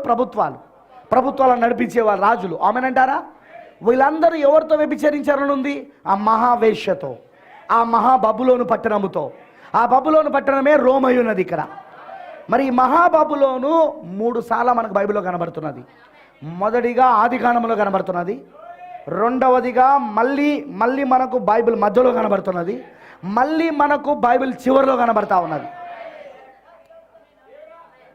బైబిల్ ప్రారంభంలో, బైబిల్ మధ్యలో, బైబిల్ చివరిలో 3 సార్లు మనకి ఈ మహాబబులోను గురించి మనకు కనబడుతున్నది. మర్మమయ్యున్న తల్లిగా కనబడుతున్నది ఈమె. మరి ఇది ఎవరో కాదు కానీ పోపు రోమ్ అయి ఉన్నది. అంటే అందరూ ఎవరితో ఏకం కాబోతున్నారంటే పోపు రోముతో ఏకం కాబోతున్నారు. ఓకేనా? మరియు ప్రభుత్వాలు కూడా ఎవరితో ఏకమైతే వాళ్ళతోనే. మరియు ప్రభుత్వాలన్నీ వ్యాపారవేత్తల చేతిలో ఉన్నాయి. ఎవరి చేతిలో ఉన్నాయి? వ్యాపారవేత్తల చేతిలో. వ్యాపారవేత్తలు, వర్తకులు దానితోనే వ్యభిచరించి ధనవంతులు అవుతారు. ఇక్కడ వ్యభిచారం అంటే కలవడం, అక్రమంగా కలవడం. నేను ఎప్పుడు చెప్తుంటాను, భార్య భర్త కలవడము అది వ్యభిచారం కాదు, ఎందుకంటే అది క్రమం అది. కానీ ఒక పురుషుడు పెళ్ళి కానీ ఇంకొక స్త్రీయో, పెళ్ళైన ఇంకో స్త్రీయో, పెళ్ళైన ఇంకో పురుషుడో, వాళ్ళిద్దరు వేరు భార్య భర్తలు కాకుండా వేరు కలిస్తే దాని వ్యభిచారం అంటారు. ఇప్పుడు వీళ్ళు వ్యభిచరిస్తున్నారంటే దాని అర్థం ఏంటిదంటే వీళ్ళు అక్రమముగా కలుస్తూ ఉన్నారన్నమాట. అందుకు కారణం ఏంటంటే మొత్తం ఆర్థిక వ్యవస్థ కూలిపోబోతున్నది. ఆర్థిక వ్యవస్థ సంక్షోభం రాబోతున్నది అక్కడ. ఓకే, మన ఇండియా స్వతంత్రమైనది. మన ఇండియా ప్రపంచమంతా ఆర్థిక సంక్షోభమునకు వెళ్ళినా మన ఇండియా చెక్కు చెదరదని కొంతమంది ధీమాగా వ్యక్తపరుస్తున్నాడు. మీకు తెలుసా మన ఆర్థిక వ్యవస్థ ఏమైందో? చూపిస్తాను ఇప్పుడు వీడియో. అది తెలుగులోనే ఉంది, జాగ్రత్తగా వినండి. తెలుగులోనే ఉంది. అది వార్తలలో వచ్చింది. అది నేనేం సీక్రెట్గా చూపిస్తలేను దాన్ని, వార్తలో వచ్చిన క్లిప్పే మీకు ఇప్పుడు చూపిస్తున్నా నేను. ఏమైంది విలియం? ఆ వార్తలలో ఆల్రెడీ ఈ 2018 సంవత్సరంలో జరిగినది. ఇప్పుడు ప్రస్తుతం ఉన్న ప్రభుత్వం ఏం చేస్తుంది? ఇప్పుడు ఇక్కడ బీజేపీ కాంగ్రెస్ కాదు, అది ఎవరైనా సరే కీలుబొమ్మని ప్రవచనాలు నిరోధం జరగాల్సిందే. నాకు బీజేపీ పైన కోపము లేదు, కాంగ్రెస్ పైన మమకారం లేదు. కాంగ్రెస్ పైన కోపము లేదు, బీజేపీ పైన మమకారం లేదు. నేను ఏ పార్టీకి చెందిన వాడిని? నేను క్రీస్తు పార్టీకి చెందిన వాడిని, నేను వాక్య పార్టీకి చెందిన వాడిని. నేను ఇప్పుడు మీకు వాక్యాన్ని మాత్రమే చూపిస్తా ఉన్నా. నేను వాక్యం ఎలా నేర్పు జరుగుతుందో Please subscribe for more updates. Bell button. ఇటీవల కాలంలో దేశ చరిత్రలో ఇటీవల కాలంలో ఏనాడు లేనంత తక్కువ స్థాయికి బ్యాంక్ డిపాజిట్లు పడిపోయాయి. 25% of the house hold savings పడిపోయాయి. ఎందుకు పడిపోయాయి? అంటే బ్యాంకుల పైన విశ్వాసాన్ని సన్నగిల్లేలా ఈ ప్రభుత్వం చేసింది. ఎలా చేసింది? ముందు FRDA బిల్లు పట్టుకొచ్చింది, financial regulatory and depository insurance అని పెట్టి దాంట్లో ఒక బెయిల్ ఇన్ అనే ఒక ప్రొవిజన్ పట్టుకొచ్చి, ఒకవేళ ఒక బ్యాంక్ కనుక మునిగే పరిస్థితి ఉంటే డిపాజిటర్లకు తెలియకుండా, డిపాజిటర్ల అనుమతి కూడా లేకుండా, డిపాజిటర్ల అనుమతి లేకుండా, డిపాజిటర్లకు తెలియకుండా ప్రభుత్వం ఏమైనా చేయొచ్చు అనే రెగ్యులేషన్ ఆల్రెడీ పాస్ అయిపోయింది. అక్కడ మీ బంగారాన్ని వాడుకోవచ్చు, మీ డబ్బును వాడుకోవచ్చు, మీ ఆస్తులు రెవెన్యూ డిపార్ట్మెంట్లో ఏవైతే ఉన్నాయో వాటిని కుదపెట్టవచ్చు. పాస్టర్ గారి పత్రాలు మా దగ్గర ఉన్నాయి, కానీ భూమి వాళ్ళ దగ్గర ఉంది. వాళ్ళు లాక్కునే అధికారం వాళ్ళకు ఉంది. తీసుకొచ్చి ఆ డబ్బును ఆ బ్యాంకు నష్టాలకు పూడ్చుకోవడానికి వాడుకోవచ్చు అని ఇది చేసిన తర్వాత దీన్ని పార్లమెంట్లో కూడా ప్రవేశపెట్టారు. దీన్ని సోషల్ మీడియాలో పెద్ద ఎత్తున నిరసన వ్యక్తమైన తర్వాత పార్లమెంట్లో దీన్ని వెనక్కి తీసుకునేటువంటి ప్రక్రియ మొదలుపెట్టారు. అంటే అర్థం ఏంటి? ఇది బ్యాంకు తర్వాత నాన్ పర్ఫార్మింగ్ అసెట్స్ ఈ దేశ చరిత్రలో ఏనాడు లేని శాతం 10 లక్షల కోట్లకు పెరిగింది. ఇది భారతదేశ చరిత్ర మనం ఎప్పుడు చూడలేదు. ఈ దేశ చరిత్రలో ఎన్నడూ లేనంతగా ప్రభుత్వాలు ప్రజల డిపాజిట్లతో ఉన్న బ్యాంకులు ప్రైవేట్ వాళ్ళకి అప్పచెప్తున్నారు. స్టేట్ బ్యాంక్ ఆఫ్ ఇండియా దీనికి చైర్మన్గా పనిచేసిన అరుంధతి భట్టాచార్య ఇవాళ రిలయన్స్ కంపెనీలో special additional director. Can you imagine? Reliance company లక్షల కోట్ల రూపాయలు బ్యాంకులకు అప్పులు పడతాయి మళ్ళీ. అంటే is it not conflict of interest? చిన్న ప్రిన్సిపల్ ఉంది, కాన్ఫ్లిక్ట్ ఆఫ్ ఇంట్రెస్ట్ ఉండకూడదు అని. అరుంధతి భట్టాచార్య స్పెషల్ అడిషనల్ డైరెక్టర్గా చేరారు. అక్టోబర్ 17, 2018లో 5 ఏళ్ల పాటు కొనసాగుతారు. ఇప్పుడు ఏం జరిగింది? 5 ఏళ్ల పాటు. రిలయన్స్ కంపెనీ 5 ఏళ్ల పాటు కొనసాగుతాడు. 2018లో అక్టోబర్లో చేరారు. ప్రైవేట్ వాళ్ళకి అప్పచెప్పేస్తున్నారు. ప్రభుత్వం ఇప్పుడు ఎవరితో ఏకమవుతుందో అర్థమవుతుందా? వ్యాపారవేత్తలు, వర్తకులు వీళ్ళందరూ కలిసి ఎవరితో వ్యభిచరిస్తారో తెలుసా? వీళ్ళందరూ కలిసి రోముతో. ఎందుకంటే వీళ్ళకి కావాల్సింది ఆర్థిక వ్యవస్థ, దేశ బాగోలు కాదు అక్కడ, దేశ ప్రజలు కాదు అక్కడ. వాళ్ళకి కావాల్సింది ఒకటి వ్యాపారం కావాలా వాళ్ళకు. దానివల్లన వాళ్ళు ధనవంతులు కావాలా. వింటున్నారా? ప్రభుత్వం అనేది దేశం యొక్క ప్రజల కోసం ఆలోచించాలి. కానీ ఇప్పుడు ఏం చేస్తున్నది? ప్రభుత్వమే దేశ ప్రజల యొక్క ధనాన్ని తీసుకుపోయి వర్తకుల చేతులకు అప్పచెప్తున్నది. వాళ్ళు ఏం చేస్తారు? అంతర్జాతీయమైన బాండ్స్లలో వాళ్ళు పెడతారు, అంతర్జాతీయ మార్కెట్లో వాళ్ళు పెడతారు. వింటున్నారా? వాళ్ళు ధనవంతులు అవుతారు. ఇదంతా ఏంటిది? ప్రవక్త చెప్పినట్టు, బైబిల్ చెప్తున్నట్టు ప్రవచనాలు నెరవేర్పు జరగడానికి అన్నమాట. నెక్స్ట్, కంపెనీతో కలిసి జియో పేమెంట్ బ్యాంక్ను ఎస్బీఐ ఏర్పాటు చేసింది. జియో పేమెంట్ ఈ పేమెంట్ బ్యాంక్లో రిలయన్స్ ముఖేష్ అంబానీకి 70% వాటా, స్టేట్ బ్యాంక్ ఆఫ్ ఇండియాకు 30% వాటా. ఏం స్టేట్ బ్యాంక్ ఆఫ్ ఇండియా దగ్గర డబ్బులు లేవా? పెట్టుకోలేరా? ఏం వాళ్ళు 70% పెట్టలేరా? ఇది ఈ ఒక్క దీంతో పాటు digital banking, state Bank of India digital బ్యాంకింగ్ను ఒక్క ఎంఓయూతో రిలయన్స్ కప్పచెప్పారు. దీనితో Reliance Mukesh Ambani statement, I'm quoting, ప్రపంచంలోనే అత్యధిక కస్టమర్ బేస్ ఉన్న స్టేట్ బ్యాంక్ ఆఫ్ ఇండియా అన్నాడు. అంటే స్టేట్ బ్యాంక్ ఆఫ్ ఇండియాలో ఉన్న మొత్తం కస్టమర్ల డేటా మొత్తాన్ని తీసుకెళ్లి ముఖేష్ అంబానీ చేతిలో పెట్టారు. ఇంతకన్నా అన్యాయమైంది ఇంకెక్కడ ఉంటుందా? అన్ని బ్యాంకుల్ని ఇవాళ విలీనం చేసి స్టేట్ బ్యాంక్ ఆఫ్ ఇండియాలో విలీనం చేశారు. ఫలితంగా 1000 బ్రాంచులు ఇవాళ మూతపడ్డాయి. 1,00,000 జనాభాకు 40 బ్రాంచులు ఉండాలని ఇంటర్నేషనల్ నామ్ చెప్తుంటే 7 బ్యాంకులు మాత్రం ఇప్పుడు ఉన్నాయి. దీన్ని ఇప్పుడు state Bank of India bank consolidation పేరిట బ్యాంకు బ్రాంచులు తగ్గించారు. మీకు ఆశ్చర్యం వేస్తుంది, ఈ బ్యాంక్ కన్సాలిడేషన్ తర్వాత 1000 కోట్ల రూపాయలు పేద కస్టమర్ల నుంచి ఇలా ఎస్బీఐ తీసుకుంటోంది, మినిమం బ్యాలెన్స్ లేదు అన్న పేరిట. ఇదివరకు ఇల్లే మనం ఈ మాట. ఇప్పుడు పేదవాళ్ళ నుంచేమో మినిమం బ్యాలెన్స్ లేదు అని చెప్పి ఫైన్లు వసూలు చేస్తున్నారు, పెనాల్టీలు. హై నెట్వర్త్ ఇండియన్స్ కొరకు స్పెషల్ బ్రాంచెస్ ఓపెన్ చేయబోతోంది స్టేట్ బ్యాంక్ ఆఫ్ ఇండియా. 35,000 హెచ్ఎన్డబ్ల్యూ బ్యాంకులు ఉంటే ఇప్పుడు దాన్ని 1,00,000 బ్యాంకులు చేస్తున్నారు. ఎందుకంటే ఈ నార్మల్ బ్యాంకులకు వాళ్ళు రావాలంటే ఇబ్బంది పడుతున్నారు. అత్యంత సంపన్నులు, హై నెట్వర్త్ ఇండియన్స్ అంటే కొన్ని 100 కోట్ల డబ్బులు ఉన్న వాళ్ళ కొరకు చూసారా? 100 కోట్ల డబ్బులు ఉన్న వాళ్ళ కోసం స్పెషల్ బ్రాంచ్లు వాళ్ళ కోసం ఓపెన్ చేస్తున్నారు. వర్తకులు, భూరాజులు దానితో వ్యభిచరిస్తున్నారు. ఒప్పందాలు అక్కడికే పోతాయి మొత్తం. వింటున్నారా నేను చెప్పింది? నెక్స్ట్, స్పెషల్ బ్రాంచ్లు మనం గతంలో విన్నామా? స్పెషల్ బ్రాంచ్ అంటే గ్రామీణ ప్రాంతాల్లో, గిరిజన ప్రాంతాల్లో పెడతారు. ఇప్పుడు సంపన్న వర్గాలకే ప్రత్యేక బ్యాంకులు పెట్టిస్తున్న రాజ్యంలో మనం బతుకుతున్నాం. ఇదంతా పోయి మీరు లింక్ చూడండి. స్టేట్ బ్యాంక్ ఆఫ్ ఇండియా చైర్మన్గా ఉన్న వ్యక్తి రిలయన్స్లో స్పెషల్ అడిషనల్ డైరెక్టర్ అవుతారు. రిలయన్స్తో State Bank of India MOU కుదుర్చుకొని తమ డిజిటల్ సేవలన్నింటినీ అవుట్సోర్సింగ్ చేస్తుంది. State Bank of India Reliance కలిపి పేమెంట్ బ్యాంక్ పెడుతుంది. ఆ పేమెంట్ బ్యాంక్లో 70% వాటా అంబానీకి ఉంటుంది. ఇప్పుడు ఆ అంబానీ స్వేచ్ఛగా వ్యాపారం చేసుకోవటానికి పేమెంట్ బ్యాంకుల్ని ఇప్పటిదాకా రిజర్వ్ బ్యాంకే పర్యవేక్షిస్తుంది. పేమెంట్ బ్యాంక్ అంటే డెబిట్లతో, కార్డులతో పనిచేసేటువంటి బ్యాంక్. ఈ పేమెంట్ బ్యాంకులు ప్రపంచంలో ఉన్న నామ్ కూడా ఏంటంటే బ్యాంకుల రిజర్వ్ బ్యాంక్ కిందనే ఉంటాయి, సెంట్రల్ బ్యాంక్ కిందనే ఉంటాయి. ఎందుకు ఉంటాయంటే నువ్వు మనీ ఇచ్చినా కార్డు ఇచ్చినా అది రెండు మనీయే. కార్డ్ అయినా, డెబిట్ కార్డ్ అయినా, క్రెడిట్ కార్డ్ అయినా, నువ్వు 500 నోట్ ఇచ్చినా అన్నీ మనీయే.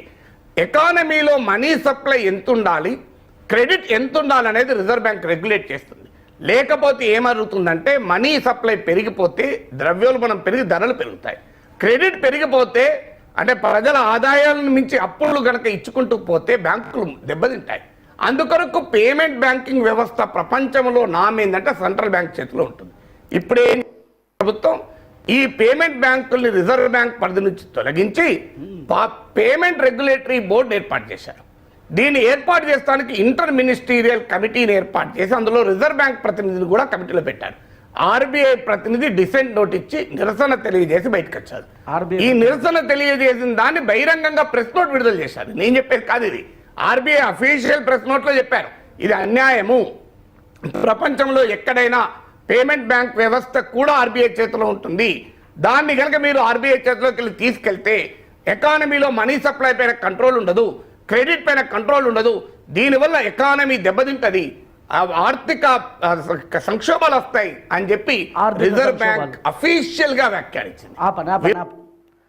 చూసారా, ఒక అన్యుడు, అతనేం క్రైస్తవుడు కాదు, అతనేం ఎంటైర్ మెసేజ్ బిలోర్ కాదు అతను, కానీ అతనికి అర్థమైపోతున్నది ఇదంతా ఆర్థిక సంక్షోభాల గురించి ఇవన్నీ ఎటు తీసుకెళ్తుంది ప్రభుత్వము ఎటువైపు. అయితే అతనికి తెలియని మర్మం ఏంటంటే ఇదంతా పోపు దగ్గరికి వెళ్తుందని, ఆ విషయం తెలియదు, ఇంకా అక్కడ దాకా వెళ్తుందని. Hallelujah. Okay, next. Bilal Acharya, RBI deputy director, మీరు గనక ఈ రిజర్వ్ బ్యాంక్ అధికారాల్ని కట్ చేసి మీరు స్వయం ప్రతిపత్తిని కొట్టివేస్తే ఫైనాన్షియల్ మార్కెట్, స్టాక్ మార్కెట్లు పతనమవుతాయి, ఆర్థిక అగ్ని చెలరేగుతుంది అని రిజర్వ్ బ్యాంక్ డిప్యూటీ డైరెక్టర్ బహిరంగంగా ప్రభుత్వాన్ని హెచ్చరించారు. ఇవాళ ఆర్బీఐ చట్టం ఉంది, ఆర్బీఐ 1935 ఈ చట్టం వచ్చింది. 1926లో Royal Commission of Currency and Finance recommendation మీదకి వచ్చింది. ఈ చట్టంలో సెక్షన్ 7 ఏం చెప్తుందంటే ప్రజా ప్రయోజనాల కొరకు రిజర్వ్ బ్యాంక్ ఆఫ్ ఇండియాకు అధికారం ప్రభుత్వానికి ఉంది. ఇది రేరెస్ట్ ఆఫ్ ద రేర్ కేసులో వాడు మాత్రమే ఉన్న ప్రొవిజన్. భారతదేశ చరిత్రలో 70 ఏ ప్రభుత్వం, ఏ ప్రధానమంత్రి ఈ అధికారాన్ని ఉపయోగించి రిజర్వ్ బ్యాంకు కళ్ళం వేయలేదు. కానీ చరిత్రలో మొదటిసారి ఈ సెక్షన్ 7 ప్రయోగించి ఆ సెక్షన్ ఏంటిదో తెలుసా? ఇప్పటి వరకు ప్రభుత్వానికి రిజర్వ్ బ్యాంక్ ఆఫ్ ఇండియాకి అంటే మొత్తం ఆర్థిక వ్యవస్థలకు సంబంధం లేదు. కానీ ఇప్పుడు ఆ సెక్షన్ ప్రకారంగా వాళ్ళు పూర్తిగా ఆ సెక్షన్ని ప్రయోగించి ఆర్బీఐని కూడా ప్రభుత్వం చేతిలోకి తీసుకొచ్చుకుంటున్నది. నీకు అర్థమైందని నేను చెప్పింది? ప్రభుత్వం చేతిలోకి తీసుకురావడం అంటే ఒక రాజకీయ నాయకుని చేతిలోకి వెళ్ళడం. అది మరి రాజకీయ నాయకుడు ఎడ్యుకేటెడ్ అవ్వడు, వాడు తెలుసా ఏమన్నా? ఆర్బీఐ డైరెక్టర్గా ఉండాలంటే తన ఎడ్యుకేటెడ్ అయి ఉండాలా, పెద్ద నిపుణుడై ఉండాలా, అతను ఎన్నో శాఖలలో ఇదివరకు పనిచేసిన వాడై ఉండాలా, భారత ఆర్థిక వ్యవహారం గురించి పూర్తిగా తెలిసిన వాడినే పెడతారు అక్కడ. అలాంటిది ఇప్పుడు ఈ సెక్షన్ ద్వారా వాళ్ళని తీసేసి ప్రభుత్వం తన చేతిలో తీసుకుంటుంది. ఇంకేం చేస్తుందో తెలుసా? ఆర్బీఐ దగ్గర రూపాయి లేకుండా చేస్తుంది ఇప్పుడు ప్రభుత్వం చేతుల్లో మొత్తం. ఎందుకు? ఇప్పుడు డైరెక్ట్గా వెళ్ళి ఆ అధిపతితో వీళ్ళు వ్యభిచరించిన ప్రజలు మాట్లాడకుండా ఉండడానికి. స్వాతంత్రత కోల్పోతున్నాం మనం. మీకు అర్థమవుతుందా? ఇప్పుడు ప్రభుత్వం అన్నదనుకో, మీరు ఖచ్చితంగా ఆ యొక్క మృగం యొక్క ముద్రలో చేరాల్సిందే. ఏంటిది ఆ మృగం యొక్క ముద్ర? ఫెలోషిప్ కార్డ్, ఆ 666 666 ఫెలోషిప్ కార్డ్, అందులోకి రావాలంటే రావాల్సిందే. ఇక ఆర్బీఐ చేతిలో కూడా ఏం లేదు ఇప్పుడు, ఇక స్వయం ప్రతినిధి ఏం లేదు ఇప్పుడు. ప్రశ్న సార్, దీంట్లో ఆర్బీఐ డైరెక్టర్ డిసెంట్ నోట్ ఇచ్చి బయటకు వచ్చిన తర్వాత ప్రెస్ స్టేట్మెంట్ చూసిన తర్వాత ఆర్ఎస్ఎస్ సంస్థకు చెందిన ఆర్థిక వ్యవహారాలు చూసే ఒక ప్రముఖ వ్యక్తి సంబంధించిన వ్యక్తి ఉంటే ఉండు పోతే పో అన్నారు. అది కూడా చెప్తున్నాను నేను. అంతే, రిజర్వ్ బ్యాంకుకు మీరు పేమెంట్ బ్యాంక్ వ్యవస్థను రిజర్వ్ బ్యాంక్ నుంచి తొలగించారు. ఆఖరికి వడ్డీ రేట్లను రిజర్వ్ బ్యాంక్ నిర్ణయిస్తుంది. దాన్ని కూడా తొలగించేసి మానిటరీ పాలసీ రివ్యూ కమిటీ అని 3 మెంబర్లతో కేంద్ర ప్రభుత్వ నామినేటెడ్ మెంబర్లతో ఏర్పాటు చేశారు. ఇది రెండోది. ఆఖరికి ఈ రిజర్వ్ బ్యాంకులో మీరు అన్నట్లు ఈ ఆర్ఎస్ఎస్కు చెందిన గురుమూర్తిని మరొక వ్యక్తిని నియమించారు. వీళ్ళు ఆర్బీఐ డైరెక్టర్నే బెదిరించారు, మీరు ఉంటే ఉండండి పోతపోండి అని. రిజర్వ్ పరిధిలో నుంచి మీరు అన్నింటినీ తొలగిస్తున్నారు. ఆఖరికి రిజర్వ్ బ్యాంకులో రిజర్వ్స్ ఉంటాయి. ఎందుకుంటాయంటే బ్యాంకులు ఎప్పుడైనా సంక్షోభంలో పడితే ఆదుకోవడానికి ఉంటాయి. ఆ రిజర్వ్స్ అన్ని మాకు ఇచ్చేయండి అని కేంద్ర ప్రభుత్వం ఒత్తిడి తెస్తుంది. చూడండి. చరిత్రలో ఏనాడు లేనంతగా 30,000 కోట్ల రూపాయలు ఈసారి ఆర్బీఐ కేంద్రానికి ఇస్తే మాకు సరిపోదు, మాకు 66,000 కోట్లు ఇవ్వండి, ఏముండదు. చరిత్రలో ఇంతవరకు ఆర్బీఐ ఎప్పుడు కూడా ఏ ప్రభుత్వానికి డబ్బు ఇవ్వలేదు. కానీ ఆర్బీఐ దగ్గర నుండి 30,000 కోట్లు తీసుకున్నది వాళ్ళ డైరెక్టర్ని పెట్టుకొని. ఇంతకు ప్రభుత్వానికి, కేంద్ర ప్రభుత్వానికి ఏమవసరము? యాక్చువల్గా కేంద్ర ప్రభుత్వం బడ్జెట్ కొన్ని లక్షల కోట్లు, అన్ని శాఖల నుండి వచ్చే డబ్బు కొన్ని లక్షల కోట్లు. ఆర్బీఐ దగ్గర ఉన్నది ఏంటంటే అది రిజర్వ్ బ్యాంక్. రిజర్వ్ అంటే కొంత డబ్బు వాళ్ళ దగ్గర ఉంటుంది అనమాట, దాన్ని బయటికి తీసుకురావద్దు వాళ్ళు. ఇప్పుడు దాన్ని కూడా ప్రభుత్వం తీసేసుకుంటుంది. ఏం చేస్తున్నది ప్రభుత్వం? ఇప్పుడు అందరి హక్కులను తన చేతిలోకి తెచ్చుకుంటుంది. ఏమైనా అర్థమవుతుందా మీకు? మొత్తం అందరి హక్కులు వాళ్ళ చేతులకు వెళ్ళిపోతున్నాయి ఇప్పుడు, మనందరి హక్కులు. అఫ్కోర్స్ మనం ఉండమనుకో, మనం ఉండము, కానీ చెప్తున్నా నేను ఆ విషయాన్ని. అవునంటారా? అంటే ధనం సంపాదించుకొని దానిపైన ఉన్నటోళ్ళు ఇక్కడే ఉంటారు. వాళ్ళు ఎంటర్మెసెస్ బోర్డు పెట్టుకున్నంత మాత్రాన పోరు పైకి, వాళ్ళు ఇక్కడే ఉంటారు. నేను మాట్లాడుతుంది వధువు గురించి ఉండరన్న విషయం. స్వయంగా ఇంటర్వ్యూ, అది టీవీ ఇంటర్వ్యూ, అదే మామూలుగా ఎక్కడో సీక్రెట్గా తీసింది కాదు.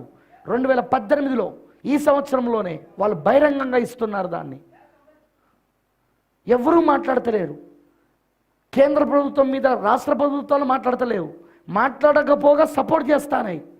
ఏంటి ఇవన్నీ? ఏం చేస్తానే? భూరాజులైన వీళ్ళు వ్యభిచరించడానికి రెడీగా ఉన్నారు ఇప్పుడు. సోదరుడా, మనం ఎక్కడున్నామో తెలుసా? ఇప్పుడు మన ఆర్థిక వ్యవస్థ ఎటుపోతుందో అర్థమవుతున్నదా? ఇది మన దేశ చరిత్ర, ఆర్థిక వ్యవస్థ.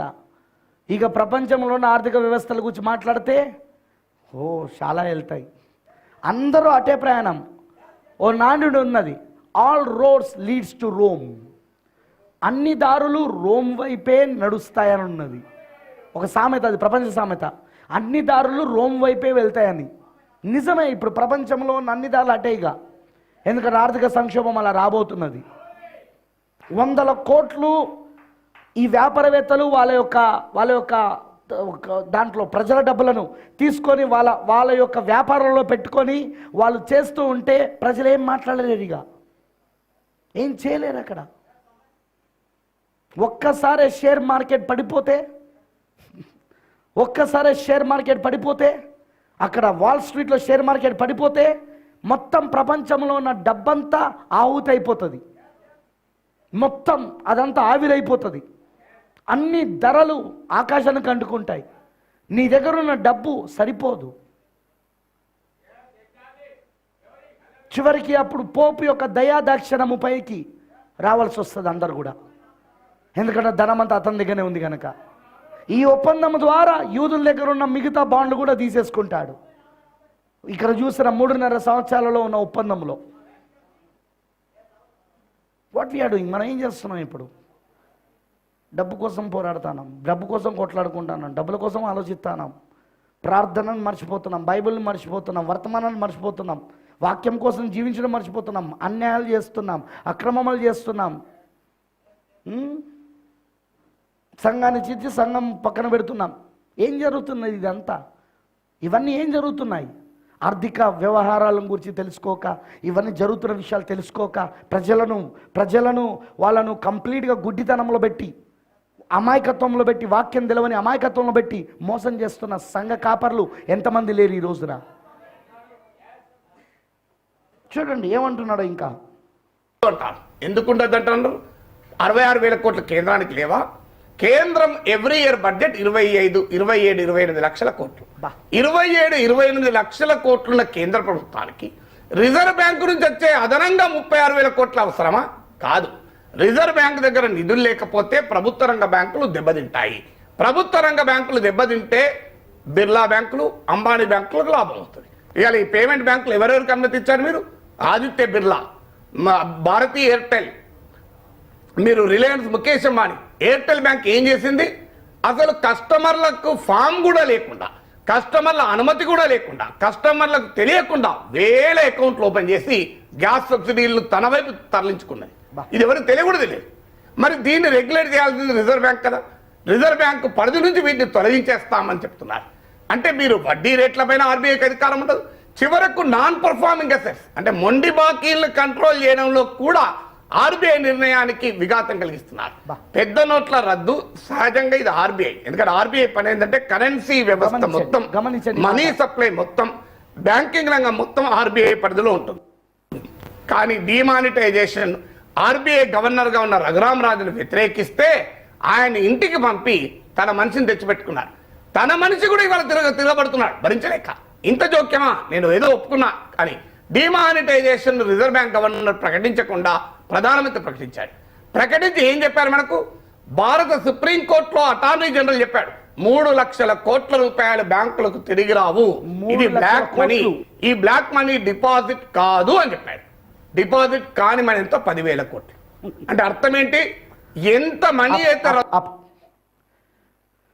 డిమానిటైజేషన్ అంటే తెలుసుగా మీకు, పెద్ద నోట్ల రద్దు, 500 రూపాయలు 1000 రూపాయల నోట్ల రద్దు అయింది కదా.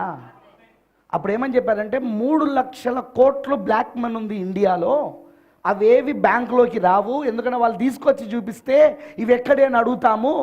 వింటున్నారా? సో అందుకోసమే 3 లక్షల కోట్లు, హలో 3 లక్షల రూపాయలు కాదు, 3 లక్షల కోట్ల రూపాయలు అది అది అది అది నల్లధనముగా ఉంది కనుక బ్యాంకుకి రాదు కనుక అవి వాళ్ళ దగ్గర ఉన్న పనిచేవిగా అప్పుడు మంచి ఇండియా అప్పుల నుండి పైకి వస్తుందని చెప్పారు. కానీ విచిత్రం ఏం తెలుసా? డిమానిటైజేషన్ తర్వాత కేవలం 10,000 కోట్లు మాత్రమే, 10,000 కోట్లు మాత్రమే రాలేదు. మరి మీ 3 లక్షల కోట్లు 10,000 కోట్లు తీసేస్తే 290 లక్షల కోట్లు వచ్చినాయి. ఎక్కడి నుండి వచ్చినాయి? బ్లాక్ మనీ అంతా వైట్ మనీ అయిపోయింది. వ్యాపారవేత్తలు వాళ్ళ యొక్క బ్లాక్ మనీ అంతా ఏం చేసుకున్నారు? అంతేకాదు, చెప్తాడు ఈయన కూడా చెప్తాడు, నేను ఇదివరకు చెప్పినట్టే 500 రూపాయల నోటు పెద్ద నోటు, 1000 రూపాయల నోటు పెద్ద నోటు, ఎవడైనా డబ్బు ఉంచుకోవడానికి అది బాగా సులువుగా ఉంటున్నదని మేము దాన్ని తీసేస్తామని అన్నారు. ఎందుకంటే ఇప్పుడు ఒక 500 ఒక 1000 రూపాయల నోటు ఉందనుకో, 100 కట్టకింత ఉంటుంది, అంటే వాని దగ్గర 1,00,000 ఉంది. అదే 100 రూపాయల నోటు ఉందనుకో, వాడికి 1,00,000 కావాలంటే ఇన్ని కలిస్తే ఒక 10,000 అవుతాయి. అలాంటి 10 కట్టలు అయితే 1,00,000 రూపాయలు అవుతాయి. సో ఈ బ్లాక్ మనీ దాచిపెట్టుకోవడం కష్టం 100 రూపాయలలో ఉంటే. అదే 1000 రూపాయలలో ఉంటే ఈజీ. అందుకే మేము తీసేస్తున్నామని చెప్పారు. తీసేస్తున్నాం 1000 రూపాయలు అందుకే తీసేస్తున్నాం అన్నారు. ఇప్పుడు ఏం చేశాడు? 2,000 తెచ్చాడు. ఇప్పుడు ఇంకా సన్నగాను చిన్నగాను ఇంకా ఈజీగా ఒక ఇంత కట్ట 2 లక్షలు ఉంటుంది. అది ఎడిపోతుంది మన ఆర్థిక వ్యవస్థ. ఇండియా గురించి మాట్లాడతలేను నేను, ప్రపంచమంతా ఇట్లనే ఉంది ఇప్పుడు. ఏంటిది? దానియేలు 9వ అధ్యాయంలో చెప్పబడిన ప్రవచనము, ప్రకటన 18లో చెప్పబడుతున్న ప్రవచనము, మొదటి ముద్రలో మన ప్రవక్త చెప్తున్న ప్రవచనాలు.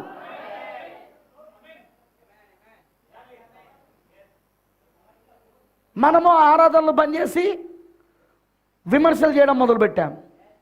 మనము వాక్యాన్ని ధ్యానించడం మానేసి వీడు మంచోడు కాదు వాడు మంచోడు కాదంటాం.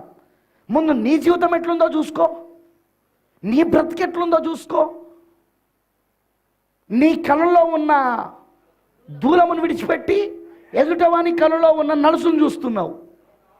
నేను చర్చికి రాను, నేను నా భార్యను పంపుతగా నేను రాను, నా భర్త వస్తాడుగా నేను రాను. ఏంటి? What are you doing? ఏం జరుగుతుందో తెలుసా నీకు ఇక్కడ? ప్రేమైన దేవుని పిల్లలారా, వీళ్ళందరినీ చూస్తుంటే నాకు జాలనిపిస్తూ ఉన్నది. ఎందుకంటే ఒకవైపు నాకు ప్రవచనాలు కనబడతాయి, current affairs, India current affairs, ఇవి ప్రస్తుత ఆర్థిక విషయాలను గురించి మాట్లాడుతున్నాడు. అక్కడ ఎటు వెళ్తుంది బ్యాంకింగ్ సిస్టమ్, డిజిటల్ సిస్టమ్ ఎందుకు చేశాడు, ఎందుకు డిమానిటైజేషన్ చేశాడు, మొత్తం ఆర్బీఐ ఎవరి చేతికి వెళ్ళిపోతుంది ఇప్పుడు. స్వయం ప్రతిపత్తి కలిగిన ఆర్బీఐ ఇప్పుడు ప్రభుత్వం చేతికి వెళ్ళిపోతున్నది. ఎందుకు? డబ్బంతా ప్రభుత్వం చేతికి వెళ్తున్నది, వ్యాపారాల చేతులకు వెళ్తున్నది. ఎందుకు? భూరాజులను వర్తకులను ఆమెతో వ్యభిచరించిరి, దానితో వ్యభిచరించి ధనవంతులైరి. మీకు ఏమైనా అర్థమవుతుందా?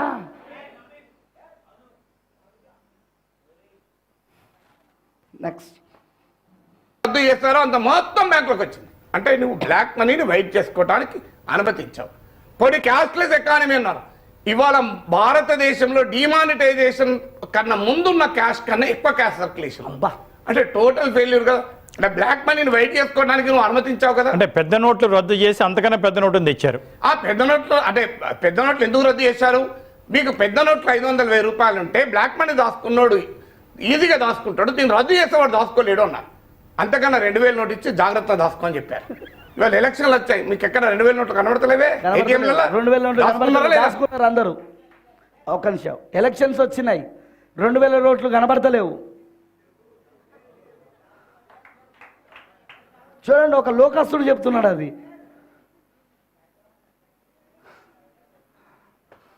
నెక్స్ట్, అంటే ఉత్తరప్రదేశ్లో ఎన్నికల్లో ప్రతిపక్షాల దగ్గర డబ్బులు ఉండకుండా చేసేందుకు కరెక్ట్గా ఉత్తరప్రదేశ్ ఎన్నికల సమయంలో టైమింగ్ చేశారు.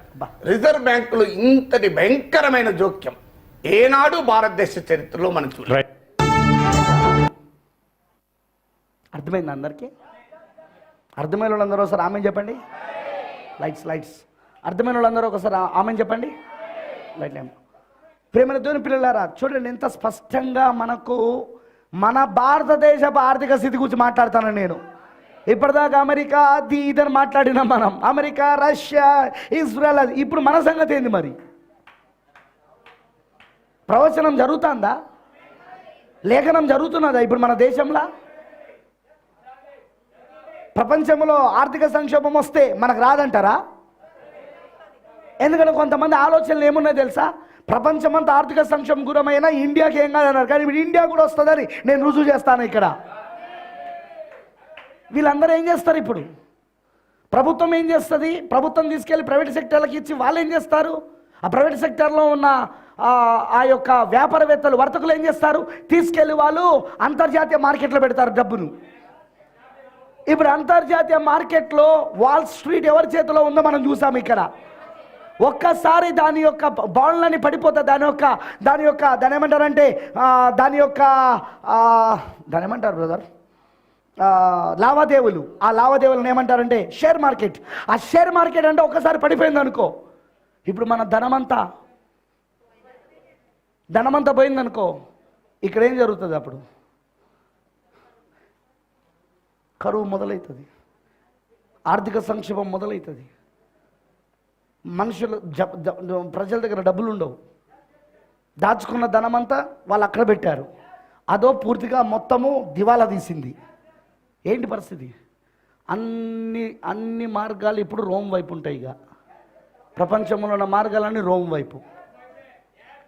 అప్పుడు రోమ్ ఏం చేస్తుంది?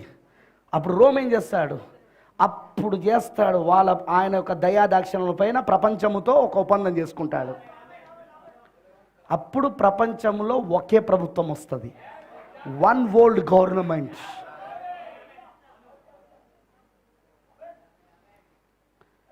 ఫ్రెండ్స్, ఇది మీరు నమ్మినా నమ్మకపోయినా ఖచ్చితంగా జరుగుతుంది ఇది. కానీ ఇందులో చాలా మంచి విషయం ఏంటంటే, మనకు ఇవన్నీ మేలుకొలుపులు. వాక్యము నెరవేర్పు జరుగుతుంది అన్నటకు ఈరోజు వధువుకి ఇది మేలుకొలుపై ఉన్నది. ఎత్తబడుటకు మనం సిద్ధపడుతున్నాం మనం. ఎందుకంటే ఈ ఒప్పందం మనం చూడం, వి విల్ బి ర్యాప్చర్, మనం ఎత్తబడతాం. భూ సంబంధం పైన మనసు పెట్టకండి, భూ సంబంధమైన విషయాలపైన మనసు పెట్టకూడదని పౌలు గారు చెప్పాడు. పరలోక సంబంధమైన వాటిపైన మనసు పెట్టండి అన్నాడు ఆయన. లక్ష్యము జాబ్ కాదు, లక్ష్యము ఉద్యోగం కాదు, ఇప్పుడు మన లక్ష్యాలు వ్యాపారాలు కాదు, ఇప్పుడు మన లక్ష్యాలు ఇల్లులు కట్టుకోవడాలు కాదు, ఇప్పుడు మన లక్ష్యాలు సంఘాలు స్థాపించడాలు కాదు, చర్చ్ బిల్డింగ్లు కట్టడాలు కాదు. ఇప్పుడు మన లక్ష్యాలు సంఖ్యలు పెంచుకోవడం, డబ్బు సంపాదించుకోవడం, వెనకకు డబ్బు వేసుకోవడం కాదు. ఇప్పుడు మన లక్ష్యాలు ఎత్తబడుట. We have to be rapture. ఎందుకంటే ఇవన్నీ జరిగే ముందు ఎత్తబడ జరుగుతా అన్నాడు. పరిస్థితులన్నీ ఇప్పుడు అలా వచ్చేస్తున్నాయి. ఇక సరే, దీని గురించి ఎవడన్నా ధర్నా చేస్తున్నాడా? సరే, మీకు మంచి ఉదాహరణ చెప్తా. 20 ఏళ్ళ క్రితము పెట్రోల్ ధర రూపాయి పెరిగితే మొత్తము భారతదేశం అంతా బంద్కు పిలిపించేది. ఎంతమంది గుర్తుంది? 1 రూపాయి పెరిగితేనే మొత్తము భారతదేశం అంతా బంద్కు పిలిపించేది. ప్రతిపక్ష పార్టీలు అందరూ కలిసి స్వచ్ఛందంగా బంద్ చేసేవాళ్ళు, అవునా? ఇప్పుడు పెట్రోల్ ధరలు, అటు డీజిల్ ధరలు, అటు చమురు ధరలు, ఇవన్నీ ఇంత పెరుగుతున్నా బంద్ కాదు కదా, ప్రజలు పట్టించుకోవట్లేదు దాన్ని. అంటే ఏమైంది? ప్రవచనం నెరవేర్పు. ఇప్పుడు ఇదంతా జరుగుతుంటే ఎవరైనా పట్టించుకునేటోడు ఉన్నాడా? అది జరుగుతాయి బ్రదర్, మామూలే అంటారు ఎవరికైనా చెప్తే. కానీ మనకు అది ప్రవచనం, మనకు అది లేఖనంతో సంబంధం, అది మనకు ప్రత్యక్షత, అది రైట్. సరే, ఇప్పుడు ఇది జరుగుతుందా? ఇజ్రాయెల్ ఏం జరుగుతుందో తెలుసా? విలియం, రెడీగా ఉన్నావా? చూడండి, ఇప్పుడు వీడియో చూడండి. ఇజ్రాయెల్ ఏం జరుగుతుందో మీకు అర్థమవుతుంది. చాలు, అదొకటి పని చేయండి, సరిపోతుంది. దాన్ని ఫుల్ తీసుకురా. ఇతను ఒక సన్నిహద్ర సభ ఎంతమంది తెలుసు మీకు? బైబుల్ తెలవకపోతే, వర్తమానంలో పోతే నేనేం చేయను. సన్నిహద్ర సభ అంటే అది యూదుల కోట. అది దాంట్లో ముఖ్యమైన లీడర్స్ ఉంటారు. దానికి ప్రధాన యాజకుడే న్యాయాధిపతి, అతనే తీర్పు తీర్చేవాడు. యేసుక్రీస్తును గెత్సెమనే తోటలో బంధించాక ఫస్ట్ ఎక్కడ తీసుకెళ్లారంటే పిలాతు దగ్గరికి కాదు, సన్నిహద్ర సభలోనికి తీసుకెళ్లారు. అర్థమైన వాళ్ళందరూ ఆమె చెప్పండి. సో ఇప్పుడు సన్నిహద్ర సభలో ఇతను ఒక మెంబర్. వీళ్ళు ఏం చేస్తున్నారు తెలుసా? వీళ్ళు బలిపీఠం కడుతున్నారు. బలిపీఠం కట్టారు వీళ్ళు. అనుదిన బలులు అర్పించడం మొదలు పెడుతున్నారు. సరిగ్గా ఆ యొక్క మసీదుకు దగ్గరలో, వాళ్ళకు అది పరిశుద్ధ స్థలం అది, కానీ ఇప్పుడు అది అక్కడ ఒమర్ మసీదు ఉన్నది. ఆ మసీదుకి దగ్గరలో వాళ్ళు కడుతున్నారు. చూడండి, దాని యొక్క రిచువల్, దాని యొక్క కార్యము ఇదిగో జరిగింది. ఏంటిది? వాళ్ళు ఏం ట్రై చేయడానికి ప్రయత్నిస్తున్నారు? 3rd టెంపుల్, 3వ మందిరాన్ని ఎలాగైనా తీసుకురావాలని చూస్తున్నారు వాళ్ళు. Right. The Messiah will be the judge. The Mashiach will be the judge, and not for what he sees, and not for what he hears, but what he smells. You believe the Mashiach ben David is coming to Mashiach this ben temple? David is very soon, and he is a Jew, and he is not Jesus. And చూడండి, వాళ్ళు ఏమంటారంటే యేసు కాదు, దావీదు కుమారుడు రాబోతున్నాడు, మెస్సయా రాబోతున్నాడు, మేము దాన్ని నమ్ముతున్నాము. అది యేసు కాదు, క్రైస్తవులు చెప్పినట్టు అంటున్నారు. ఎందుకంటే వాళ్ళు ఇంకా గుడితనంలో ఉన్నారు కదా.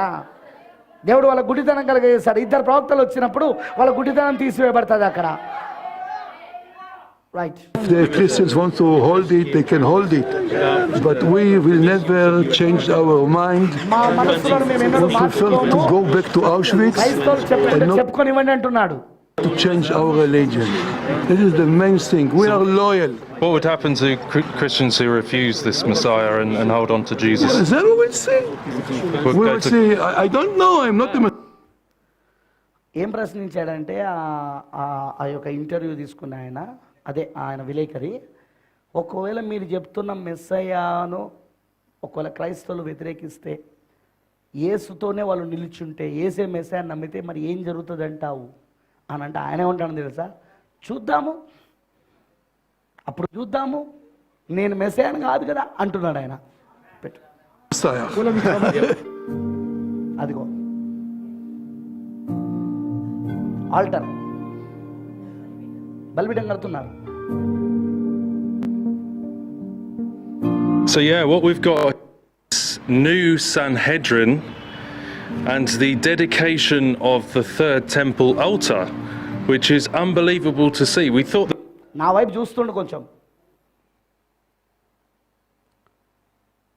ఇది కొత్త 3వ మందిరం యొక్క బలిపీఠం. ఇది దాని ప్రతిష్ఠత జరుగుతున్నది. కొత్త సన్నిహద్ర సభ్యులు వీళ్ళు అని చెప్తున్నాడు ఇంగ్లీష్లో. వాళ్ళు చేస్తున్నారు అక్కడ. this was fake news, friends. We didn't realize this was even real news. Those weird articles on the internet, but it turns out 10:30 a.m.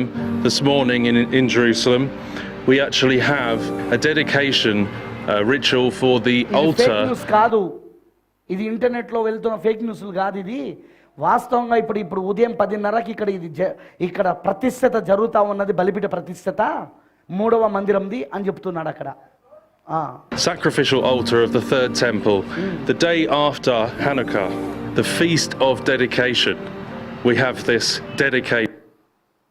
The feast of dedication, ప్రతిష్ఠత పండగ తర్వాత వారు మొట్టమొదటిసారిగా ఈ బలిపీఠాన్ని ప్రతిష్ఠిస్తున్నారు. నెహెమ్యా కాలంలో కూడా అదే జరిగిందని చెప్తాడు. ఇప్పుడు 2వ మందిరాన్ని వాళ్ళు మళ్ళీ పునరుద్ధరించినప్పుడు, right, ceremony by the new Sanhedrin. Building the third temple, then everybody will prosper, because this is what this temple is for the whole world. So you think that there could be some union between all the religions as part of this? Absolutely, we already have. ఇప్పుడు అతను అడుగుతున్నాడు, ఇతను కూడా ఒక సన్నిహితుల సభ్యుడు. ఇప్పుడు ఈ 3వ మందిరం అవసరం అంటే 3వ మందిరం ప్రపంచానికి అవసరమై ఉన్నది, అది వాస్తవం, అది సంపూర్ణం. అది మరి దీనికోసము ప్రపంచంలో ఉన్న మతాలన్నీ ఏకం చేసుకుంటారా అంటే ఖచ్చితంగా ప్రపంచంలో ఉన్న మతాలన్నీ ఏకమవుతాయి అంటున్నాడు. యూదులతో ఎందుకు ఒప్పందం చేస్తాడో తెలుసా? ఆ 3వ మందిరం కోసం. వారి దగ్గర ఉన్న ధనమంతా లాక్కుంటాడు, ద్రవ్యమంతా. వింటున్నారా? సో ప్రపంచ మతాలన్నీ ఏకమవుతాయని చెప్తున్నారు, వాళ్ళే చెప్తున్నారు, సన్నిహితుల సభ్యులే, right. Unity, but everybody's afraid from the terrorists. So this is our job, to unify everybody to worship the only true living God in the third temple with all the nations that will worship God. నమూనా. So the rededication of the second temple took place after the Maccabean War, which is what Hanukkah is celebrating. So we've got the dedication of the third temple at the end of Hanukkah here. You know, it's pretty symbolic what we're seeing. Very, very interesting to see such a bold statement here in Jerusalem. So we're witnessing here a dedication of the sacrificial altar for the third temple.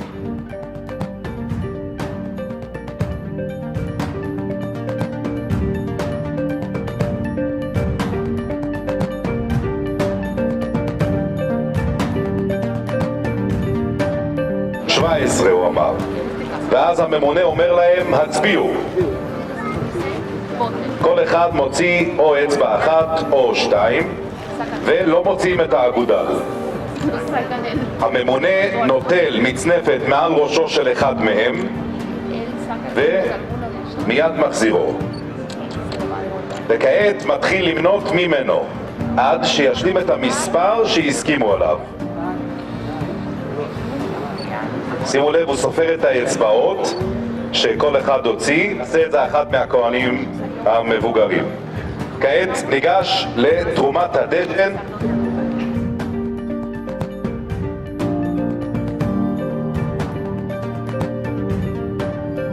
Right, and we are the temple of the Holy Spirit, our body. Yeah. So this, you know, when you've got Christians funding, some Christians funding this third temple, it's just like, this is not going in a good direction, is it? I mean, I think a lot of people believe that when this temple is built, either the Messiah will help build it or he will come after it's built. And so they're still expecting that Messiah. ఏమని చెప్తున్నాడంటే చాలా మంది జనులు నమ్మేది అంటే ఈ 3వ మందిరం కట్టిన తర్వాత అప్పుడు మెస్సయ్య వస్తాడని నమ్ముతున్నారు, మెస్సయ్య వస్తాడు అని చెప్తున్నాడు, right. If we're funding it and we believe that the Messiah already came, we're kind of feeding into that same lie. well, the Antichrist, potentially. Yeah, the abomination of desolation. Yeah. Yeah. So what do you think? I mean, this is pretty serious stuff. This is not, you know, the fact that they're actually doing an offering by the looks of it. This is not some silly little thing. This is a big deal. They're serious about this, you know. Yeah, I believe that this is a symbol of those sacrifices that are going to be happening in the third temple. Wow. So, no. ఇదేంటంటే ఆ 3వ మందిరములో చేయబోతున్న ఆ బలి అర్పణలకు ఇది ఒక సింబల్గా ఉన్నదని చెప్తున్నాడు అతను. అంటే వాళ్ళు ఏంటిదంటే ఒక సింబల్గా చూపిస్తున్నారనమాట. అవన్నీ జరగబోతుంది ఇలా అని చెప్పేసి వాళ్ళు దానికోసం ఇప్పుడే దాన్ని ప్రిపేర్ చేస్తూ ఉన్నారు. Crazy times, my friend. It is very crazy times, but we need to continue to have the Jewish people in our prayers and just ask the Lord for revelation and guidance on how to show them that Yeshua came, Yeshua paid for their sins upon that cross, but they need to accept that. Right. And so I'm no better than anyone else. It is only by the grace of the Lord that I'm able to be here and have the knowledge of Yeshua. Would you say it's more of a one world temple for the whole? Not be never one religion. It will Okay. be nations. Okay. And the nations are like gemstones, very precious. Okay. So maybe the United Nations will work with you on this. Maybe we hope that they will change their way. But what we say to the nations, if you want to the pure law, the justice, the mercy, the peace, you must follow the Bible. שבט יששכר היו יודעי בינה לעתים. התייעצו איתם, משכן הזה ינוע בדרכים, אנחנו במדבר סיני, צריכים להגיע לירושלים. You think we're in the time it's almost here, the third temple? Yes, absolutely. Many Muslims, I'm talking about the high, let's say, rank or hierarchy in the Muslim religions, came to us and asked us, please build a temple. Why? Because the temple is for everybody, it's for the whole nations to prosper and thrive. So they came to us and asked, please build a temple. Now, the problem is with the radicals. The new world without any, let's say, negative and forbidden feelings, like hatred, like revenge, like it will be only loving, appreciation, honoring. So this will be a new world, but not all order. It will be a new world, holistic, the holistic way, the way God wants it. So there seems to be this to the Laodicean church, this whole thing, with Christians funding it and pushing the idea that this needs to be done. There seems to be some links with the Arian theology, the New Apostolic Reformation, and also cults like Hebrew Roots.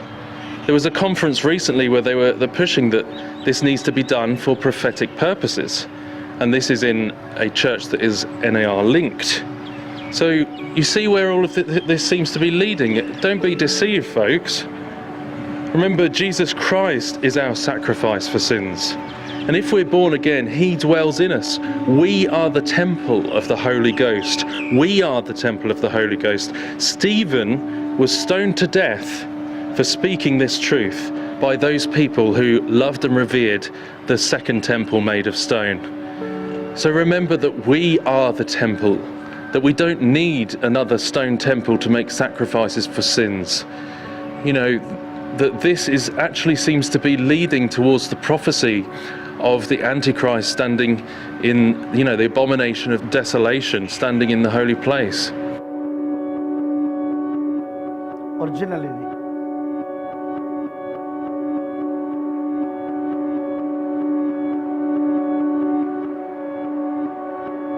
And what's more, they even claim now to have the red heifer, which is a news story that came out just a month or so ago, that they claim, the Temple Institute claim to have a red heifer. Time is short, folks. Time is short. And ultimately, this is all prophecy. It's all what we've been told in the Bible by the Lord. And all this prophecy is eventually leading to the revelation of Jesus Christ, who will return to this world, to the Mount of Olives, and rule as Messiah, as King of Kings over the whole earth, and His kingdom will be now and forevermore.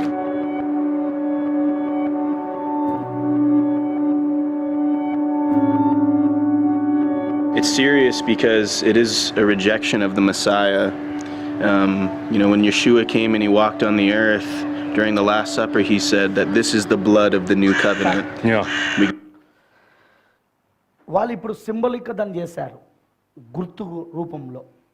కానీ వాళ్ళు నిజంగానే చేయబోతున్నారు. సన్హెద్ర సభ వాళ్ళందరూ వాళ్ళే ప్రపంచానికి చూపించడానికి. ఇది మూడవ మందిరం కాదు, కానీ మూడవ మందిరం కట్టబడబోతున్నదని, ఖచ్చితంగా అప్పుడు ఆ సమయంలో మరలా ఈ యొక్క అనుదిన బలులు తిరిగి పునరుద్ధరించబడతాయని వాళ్ళ నమ్మకం. అది అయితే ఆ మూడవ మందిరం కట్టబడుతుంది నిజమే, అయితే అనుదిన బలులు అర్పించబడతాయి అది నిజమే. కానీ ఆ సమయంలోనే ప్రకటన 11లోని 2 ప్రవక్తలు వచ్చి మీరు సిలువ వేసిన యేసే ఆ మెస్సయ అయి ఉన్నాడని, ఆ మోషే ఏలియాల వర్తమానం ద్వారా, ఎందుకంటే మొదటి రాకడ ముందు మోషే ఏలియాలు వస్తారు, రెండవ రాకడ ముందు మోషే ఏలియాలు వస్తారు, మూడవ రాకడ ముందు కూడా మోషే ఏలియాలు వస్తారు. ఆ మోషే ఏలియాల వర్తమానం ద్వారా 1,44,000 మంది యూదులు రక్షించబడతారని, 12 గోత్రాల నుండి ఒక్కొక్క గోత్రం నుండి 12,000 మంది తీయబడతారని మనకు లేఖనం స్పష్టంగా చెప్తున్నది. అయితే ఇది ఎందుకు నేను చూపిస్తున్నానంటే వాళ్ళు రెడీ అవుతున్నారు, అక్కడ వాళ్ళు గుడ్డితనంలో ఉన్నారు వాస్తవంగా, కానీ గుడ్డితనంలో కూడా వాళ్ళ యొక్క ప్రవచనం వాళ్ళు గుర్తించి వాళ్ళు చేస్తున్నారు వాళ్ళు. మరి ఇదంతా జరుగుతున్నదంటే కన్నులు తెరిచిన మన సంగతి ఏంటిది? చివరి కాల వర్తమానంలో ఉన్న మన సంగతి ఏంటిది? సరే, సంఘ శాఖలంటే గుడ్డివి, దిగంబరివి, గుడ్డివి, దరిద్రమైనవి, దిక్కుమాలైనవి, అవునా? అది లేఖనం చెప్తుంది. కానీ మనం ఏంటిది? ఎంటమేసలో ఉన్న మన సంగతి ఏంది? చివరి కాల వర్తమానం నమ్ముతున్న మన సంగతి ఏంది? మన కన్నులు తెరవబడ్డాయి కదా. ఒకవైపు ఇజ్రాయేలు మూడవ మందిరం కట్టడానికి వాళ్ళన్నీ సిద్ధపడ్డారు, దానికి సింబాలిక్గా, అది నిజం కాదు కానీ సింబాలిక్గా చూపిస్తున్నారు వాళ్ళు, గుర్తు రూపంలో. వింటున్నారా? ప్రపంచంలో ఉన్న దేశాలన్నీ కూడా ఇప్పుడు యెరూషలేములో వాళ్ళు కూడుకుంటారని వాళ్ళకున్న ప్రవచనం అది. మరి ప్రవక్త కూడా అదే అన్నాడు కదా. మరి ప్రేమైన దేవుని పిల్లలారా, ఒకవైపు అది జరుగుతున్నది, ఇంకోవైపు ఆర్థిక వ్యవస్థలు ఇట్లా జరుగుతున్నాయి. ఇవన్నీ ఎటు చూపిస్తున్నాయంటే వధువు ఇప్పుడు సిద్ధపడే సమయంలో ఉన్నదామె. ఆమె తన యొక్క ఆ యొక్క దివిటిలను శుభ్రపరచుకునే సమయం ఇది, వెళ్ళిపోయే సమయం ఇది. ఆమెనంటారా? ఇవన్నీ ప్రవచనాలు జరుగుతున్నాయి. ఇంకా నీ జీవితంలో దేవుడికి పూర్తిగా స్థానం ఇవ్వకపోతే ఇవ్వమని కోరుతున్నాను. మొదటి స్థానము నీ హృదయంలో దేవుడికే ఇవ్వు, వాక్యానికి. ఆయన తర్వాతనే ఏదైనా. వాక్యం తప్ప నాకేమీ వద్దని చెప్పు. దేవుడు తర్వాతనే ఏదైనా. దేవుడు ఏమై ఉన్నాడు? వాక్యమై ఉన్నాడు. మరి ప్రవక్త ఏమన్నాడు? నువ్వు వాక్యాన్ని స్వీకరించడమే దేవుని స్వీకరించడం. మరి దేవుని స్వీకరించడమే పరిశుద్ధాత్మను స్వీకరించడం. ఎందుకంటే వాక్యమే పరిశుద్ధాత్మై ఉన్నాడు. ఈ కాల వర్తమానమే పరిశుద్ధాత్మ బాప్తిజమై ఉన్నది. స్నేహితులారా, ఇప్పటికైనా జీవితాలను మార్చుకోండి, ఇప్పటికైనా లక్ష్యాలు మార్చుకోండి, ఇప్పటికైనా దేవుడికి సంపూర్ణంగా సమర్పించుకోనండి. వర్తమానాలు చదవండి, బైబిల్ చదవండి, ప్రార్థించండి, దేవునితో ఒక వ్యక్తిగత సంబంధంలోనికి రండి. ఆ రోజు హానోకు ఎలాగైతే దేవునితో నడిచాడో, ప్రపంచం నడవలేదు కానీ హానోకు నడిచాడు. ఈరోజు ప్రపంచం ఎవరు దేవునితో నడవరు, కానీ ఈ హానోకు నడుస్తుంది. ఈ హానోకు ఎవరో కాదు, ఈ కాల వధువై ఉన్నది. ఈ వర్తమానం నమ్ముచున్న వాళ్ళే ఈ హానోకు అయి ఉన్నారు. వాళ్ళు వ్యక్తిగతంగా క్రీస్తుతో నడుస్తూ ఉంటారు. వాళ్ళు నడవడం అంటే అర్థమైంది, ఈ ప్రత్యక్షతలు వాళ్ళకి బయలుపరుస్తూ ఉంటే వాళ్ళ ఆ వెలుగులో నడవడం అన్నమాట. ఆ మార్గంలో వాళ్ళు నడవడం. అక్కడ ఈ ప్రత్యక్షతలు వాళ్ళకి తెలియజేయబడతా ఉంటాయి. సంపూర్ణంగా దేవుడికి సమర్పించుకోనండి. ఇప్పుడు మనకు లక్ష్యము డబ్బు సంపాదించడం కాదు, బిల్డింగ్లు కట్టుకోవడాలు కాదు, చర్చ్ బిల్డింగ్లు కట్టడాలు అవన్నీ అవి ఓకే, అవి మంచియే. కానీ మన లక్ష్యం అది కాదు. మన లక్ష్యం ఎత్తబడుటకు సిద్ధపడుట. ఓకే, చర్చ్ బిల్డింగ్ కట్టడం తప్పులేదు, అవసరం కాబట్టి. కానీ మన లక్ష్యం ఏమై ఉండాలంటే చర్చ్ బిల్డింగ్ కాదు, మన లక్ష్యము వాక్యమై ఉండాలా, ఎత్తబడుటకు సిద్ధపడుటై ఉండాలా.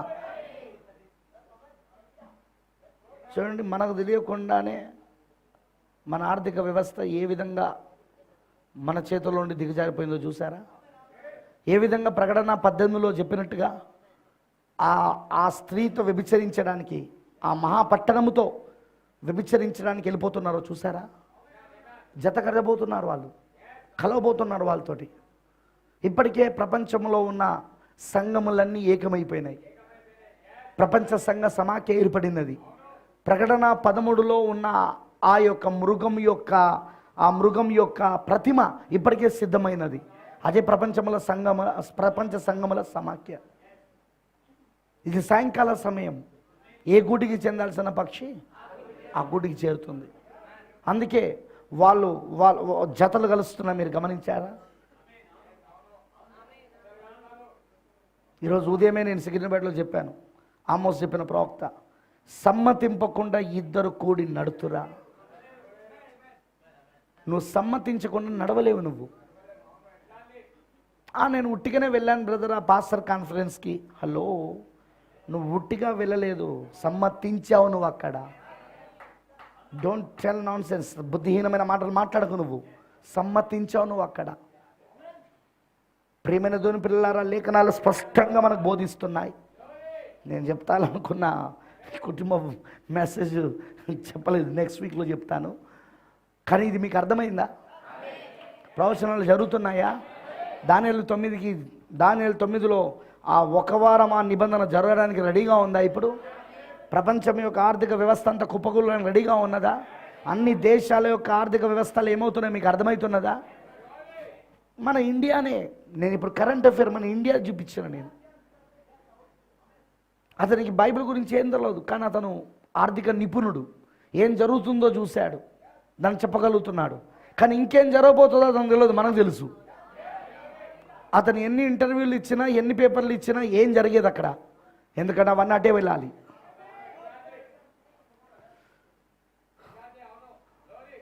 ప్రేమైన దేవుని పిల్లలారా, సిద్ధపడండి. రాకడ కొరకు ఇప్పటికైనా సిద్ధపడండి. ఇంకా వర్తమానాలు చదవండి, ప్రవక్త వర్తమానాలు బాగా వినండి, బైబిల్ బాగా చదవండి, ప్రార్థన బాగా చేయండి. ఎందుకంటే బైబిల్ చదువుతూ ఉంటే మీకు ప్రార్థన చేయాలన్న ప్రేరేపణ కలుగుతుంది. వర్తమానాలు వింటూ ఉంటే మీకు మోకరించాలన్న ప్రేరేపణ కలుగుతూ ఉంటుంది. అది ఎవరు చెప్పాల్సిన అవసరం లేదు, నీకు ప్రార్థన చేయండి అని చెప్పి అదే మీ లోపల ప్రేరేపణ తీసుకొస్తుంది. నేను దేవునితో వ్యక్తిగత సంబంధంలోనికి రావాలి అని నీకు అనిపిస్తుంది ఈ వర్తమానాలు విన్నప్పుడు. హల్లెలూయా. అందుకే తప్పకుండా ఈరోజు ఈ వర్తమానము మనందరినీ మేలుకొలుపుతుందని నేను నమ్ముతున్నాను. ఎంతమంది అయితే దీనిని వినబోతున్నారో ఆ యొక్క నెట్లో, ఎంతమంది అయితే దీనిని లైవ్లో నెట్లో వినబోతున్నారో వాళ్ళందరూ ఖచ్చితంగా ఈ వర్తమానం చేత మేలుకొంటారని నేను నమ్ముతున్నాను. నేను కనీసం ఇప్పటి నుండైనా ఈ ఆర్థిక వ్యవహారాల గురించి ఆలోచించకుండా దేవునిపైన వాళ్ళ మనసును తిప్పుతారని నమ్ముతున్నాను నేను. వధువు తప్పకుండా తిప్పుతుంది ఆమె మనసు. ఆమె వాక్యం పైననే పెడుతుంది ఆమె మనసును, వీటిపైన పెట్టదు. ఇవి తర్వాత విషయాలు. మొదటి విషయం దేవుడు అంటది ఆమె. ఆ స్థితికి దేవుడు వధువును తీసుకొస్తాడని నేను నమ్ముతున్నాను. ఆమేన్, హల్లెలూయా.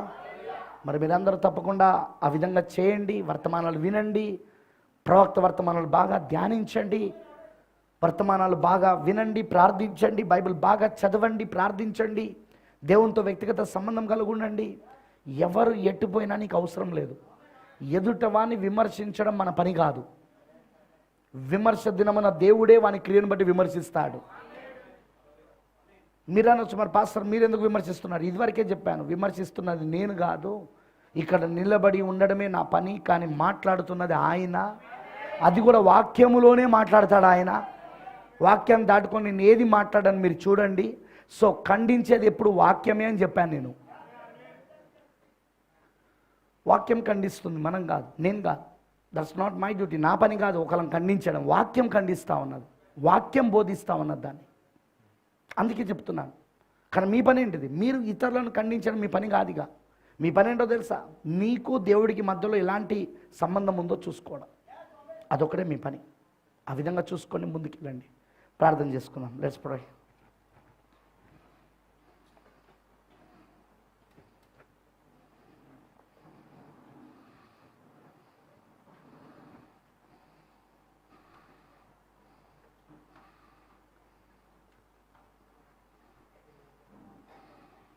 అందరు కూడా దయచేసి తలలు వంచి ప్రభు వైపు చూడాలని కోరుచున్నాను.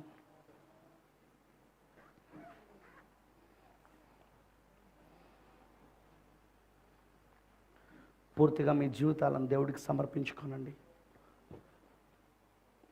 Thank you lord.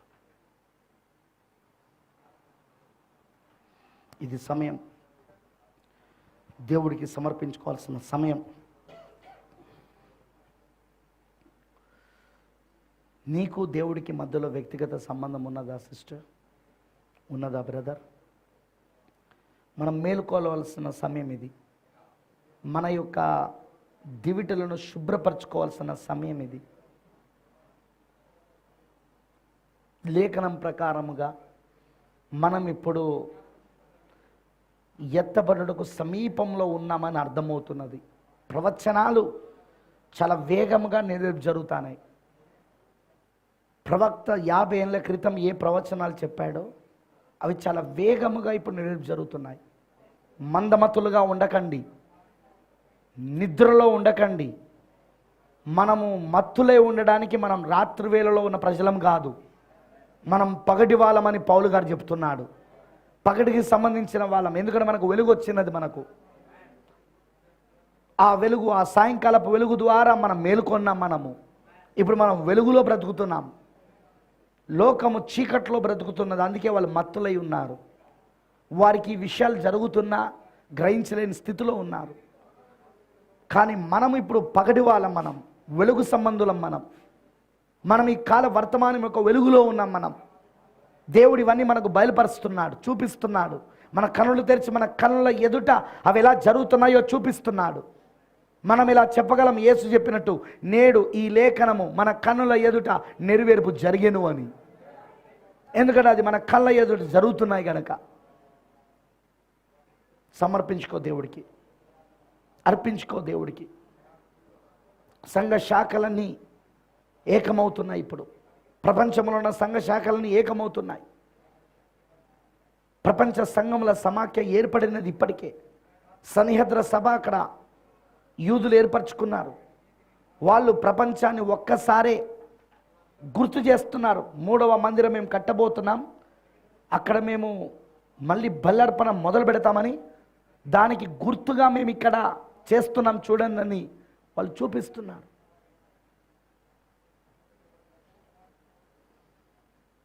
చూసుకోండి ఒకసారి.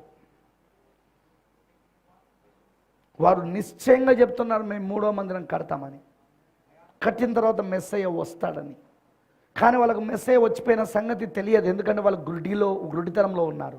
అప్పుడు వాళ్ళకు తెలియజేయబడుతుంది. వాళ్ళకు మోషే ఏలియాలు వచ్చి చెప్తారు. వాళ్ళకు ప్రకటన 11లో ఉన్న మోషే ఏలియాలు. సమర్పించుకో దేవుడికి.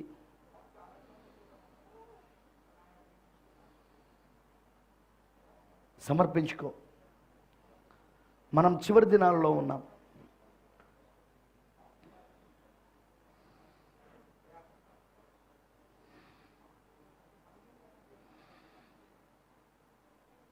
Thank you lord.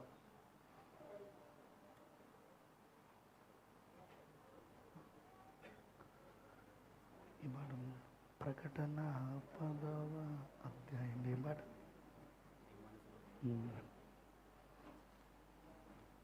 మనమందరం దేవునికి సమర్పించుకుంటూ ఆరాధన చేద్దాం. ఇప్పుడు వాక్యం అయిపోయింది, ఆరాధన చేసే సమయం ఇది. దేవుని ఆరాధిద్దాం. మనం 2 చేతులు పైకెత్తి దేవుని ఆరాధన చేద్దాం. మనం ఇప్పుడు నీ మనస్సులో ఉన్నది తప్పిపోదయ్యా. నీ ప్రణాళిక ఎన్నడైనను మారదయ్యా. అది ఖచ్చితంగా జరుగుతుందని అని మనం ఆయన ఆరాధన చేద్దాం. ప్రణాళిక అంతా జరుగుతున్నది ఇప్పుడు. ఆయన మనసులో ఉన్నది జరుగుతున్నది ఇప్పుడు. Thank you Jesus. హల్లెలూయా. పూర్తిగా మీరు దేవుడికి సమర్పించుకోండి. హల్లెలూయా. Thank you Lord. లేదా థ్యాంక్ యూ జీసస్. పూర్తిగా దేవుడికి సమర్పించుకోనండి.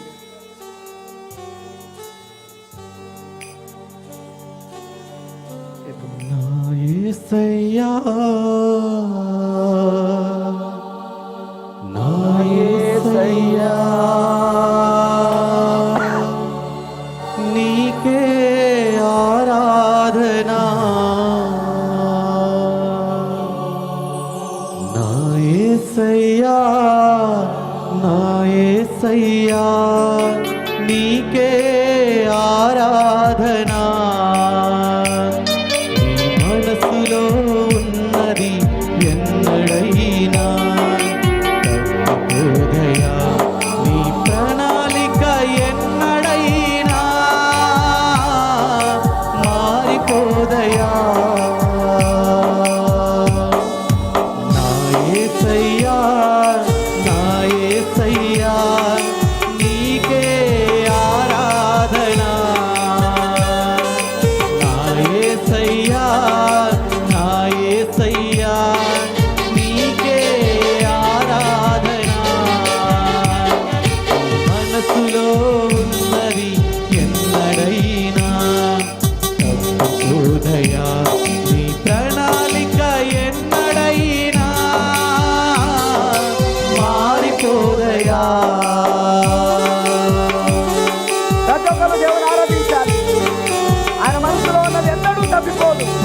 అది ఎప్పుడు జరుగుతుంది. అది ఆయన ప్రణాళిక మారదు.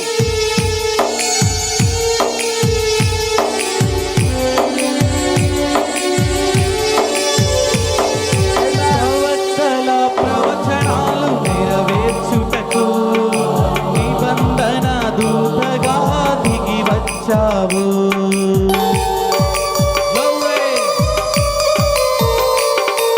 ప్రవక్తల ప్రవచనాలు నెరవేర్చుటకు నిబంధన దూతగా దిగి వచ్చావు.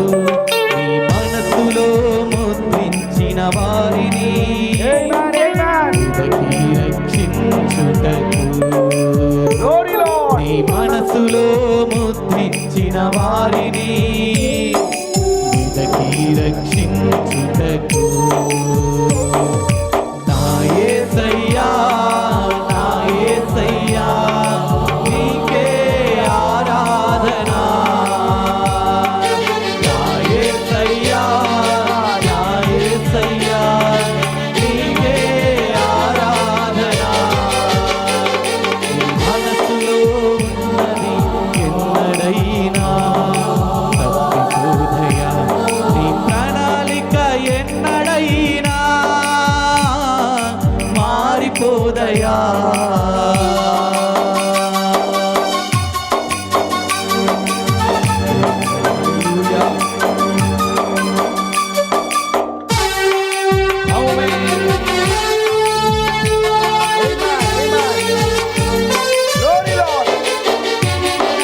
ప్రకటన 10వ అధ్యాయములో బలిష్ఠుడైన దూతగా దిగి వచ్చావు.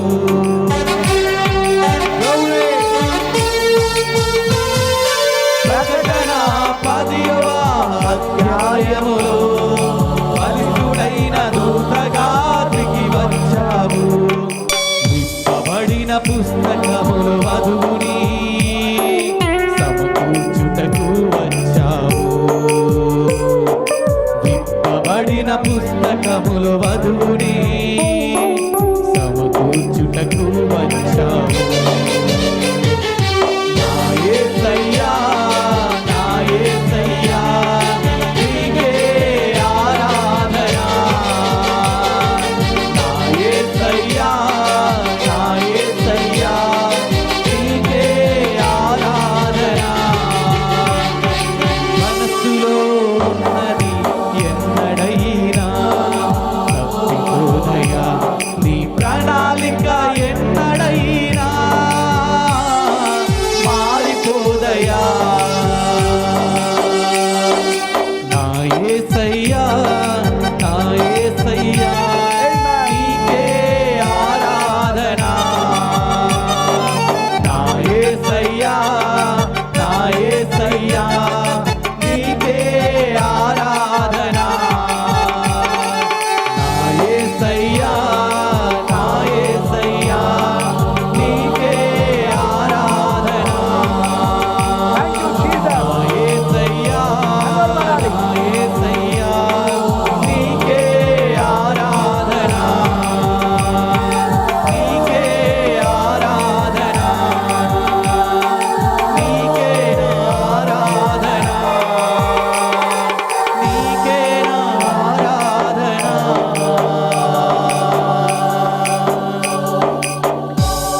ప్రార్థించుకుందాం. మహాపరిశుద్ధుడా, సర్వశక్తిమంతుడా, నీకు వందనాలు తండ్రి. ప్రకటన 10లో బలిష్ఠుడైన దూతగా దిగి వచ్చావు. నీ వధువుని ఆ చిన్న పుస్తకంలో సమకూర్చడానికి, మర్మములన్నీ విప్పడానికి, నీ వధువుకి కావలసిన జ్ఞానమును ఇవ్వడానికి నువ్విచ్చిన కృపకై వందనాలు దేవా. తండ్రి, ప్రవచనాలు నెరవేర్పు జరుగుతున్నాయి, లేఖనాలు నెరవేర్పు జరుగుతున్నాయి. ప్రతిదీ కూడా ప్రభువా ఇప్పుడు ఈ చివరి దినాలలో మేము నెరవేర్పు జరుగుట చూడగలుగుతున్నాము. సమయము సమీపించినదని మాకు అర్థమైంది. మేము ఇక వెళ్ళిపోయే సమయం దగ్గరకు వచ్చింది. తిరిగి ఇంటికి వచ్చే సమయం వచ్చినది. అందుకే రోజు రోజు మాకు ప్రభువా ఇంటిపైన బెంగ పెరుగుతున్నది. అనుదినము మాకు ఇంటిపైన బెంగ పెరుగుతున్నది మాకు. ఓ దేవా సహాయము చేయి. మేము నీతో ఎప్పుడూ వ్యక్తిగత సంబంధమును కలిగి ఉండే భాగ్యము దయచేయి. నీ చేత మేము నడిపించబడ కోరుతున్నాము. నువ్వు మాకు నాయకుడిగా, మాకు శిరస్సుగా ఉండి, మాకు భర్తగా ఉండి నువ్వు మమ్మల్ని నడిపించాలి ప్రభువా.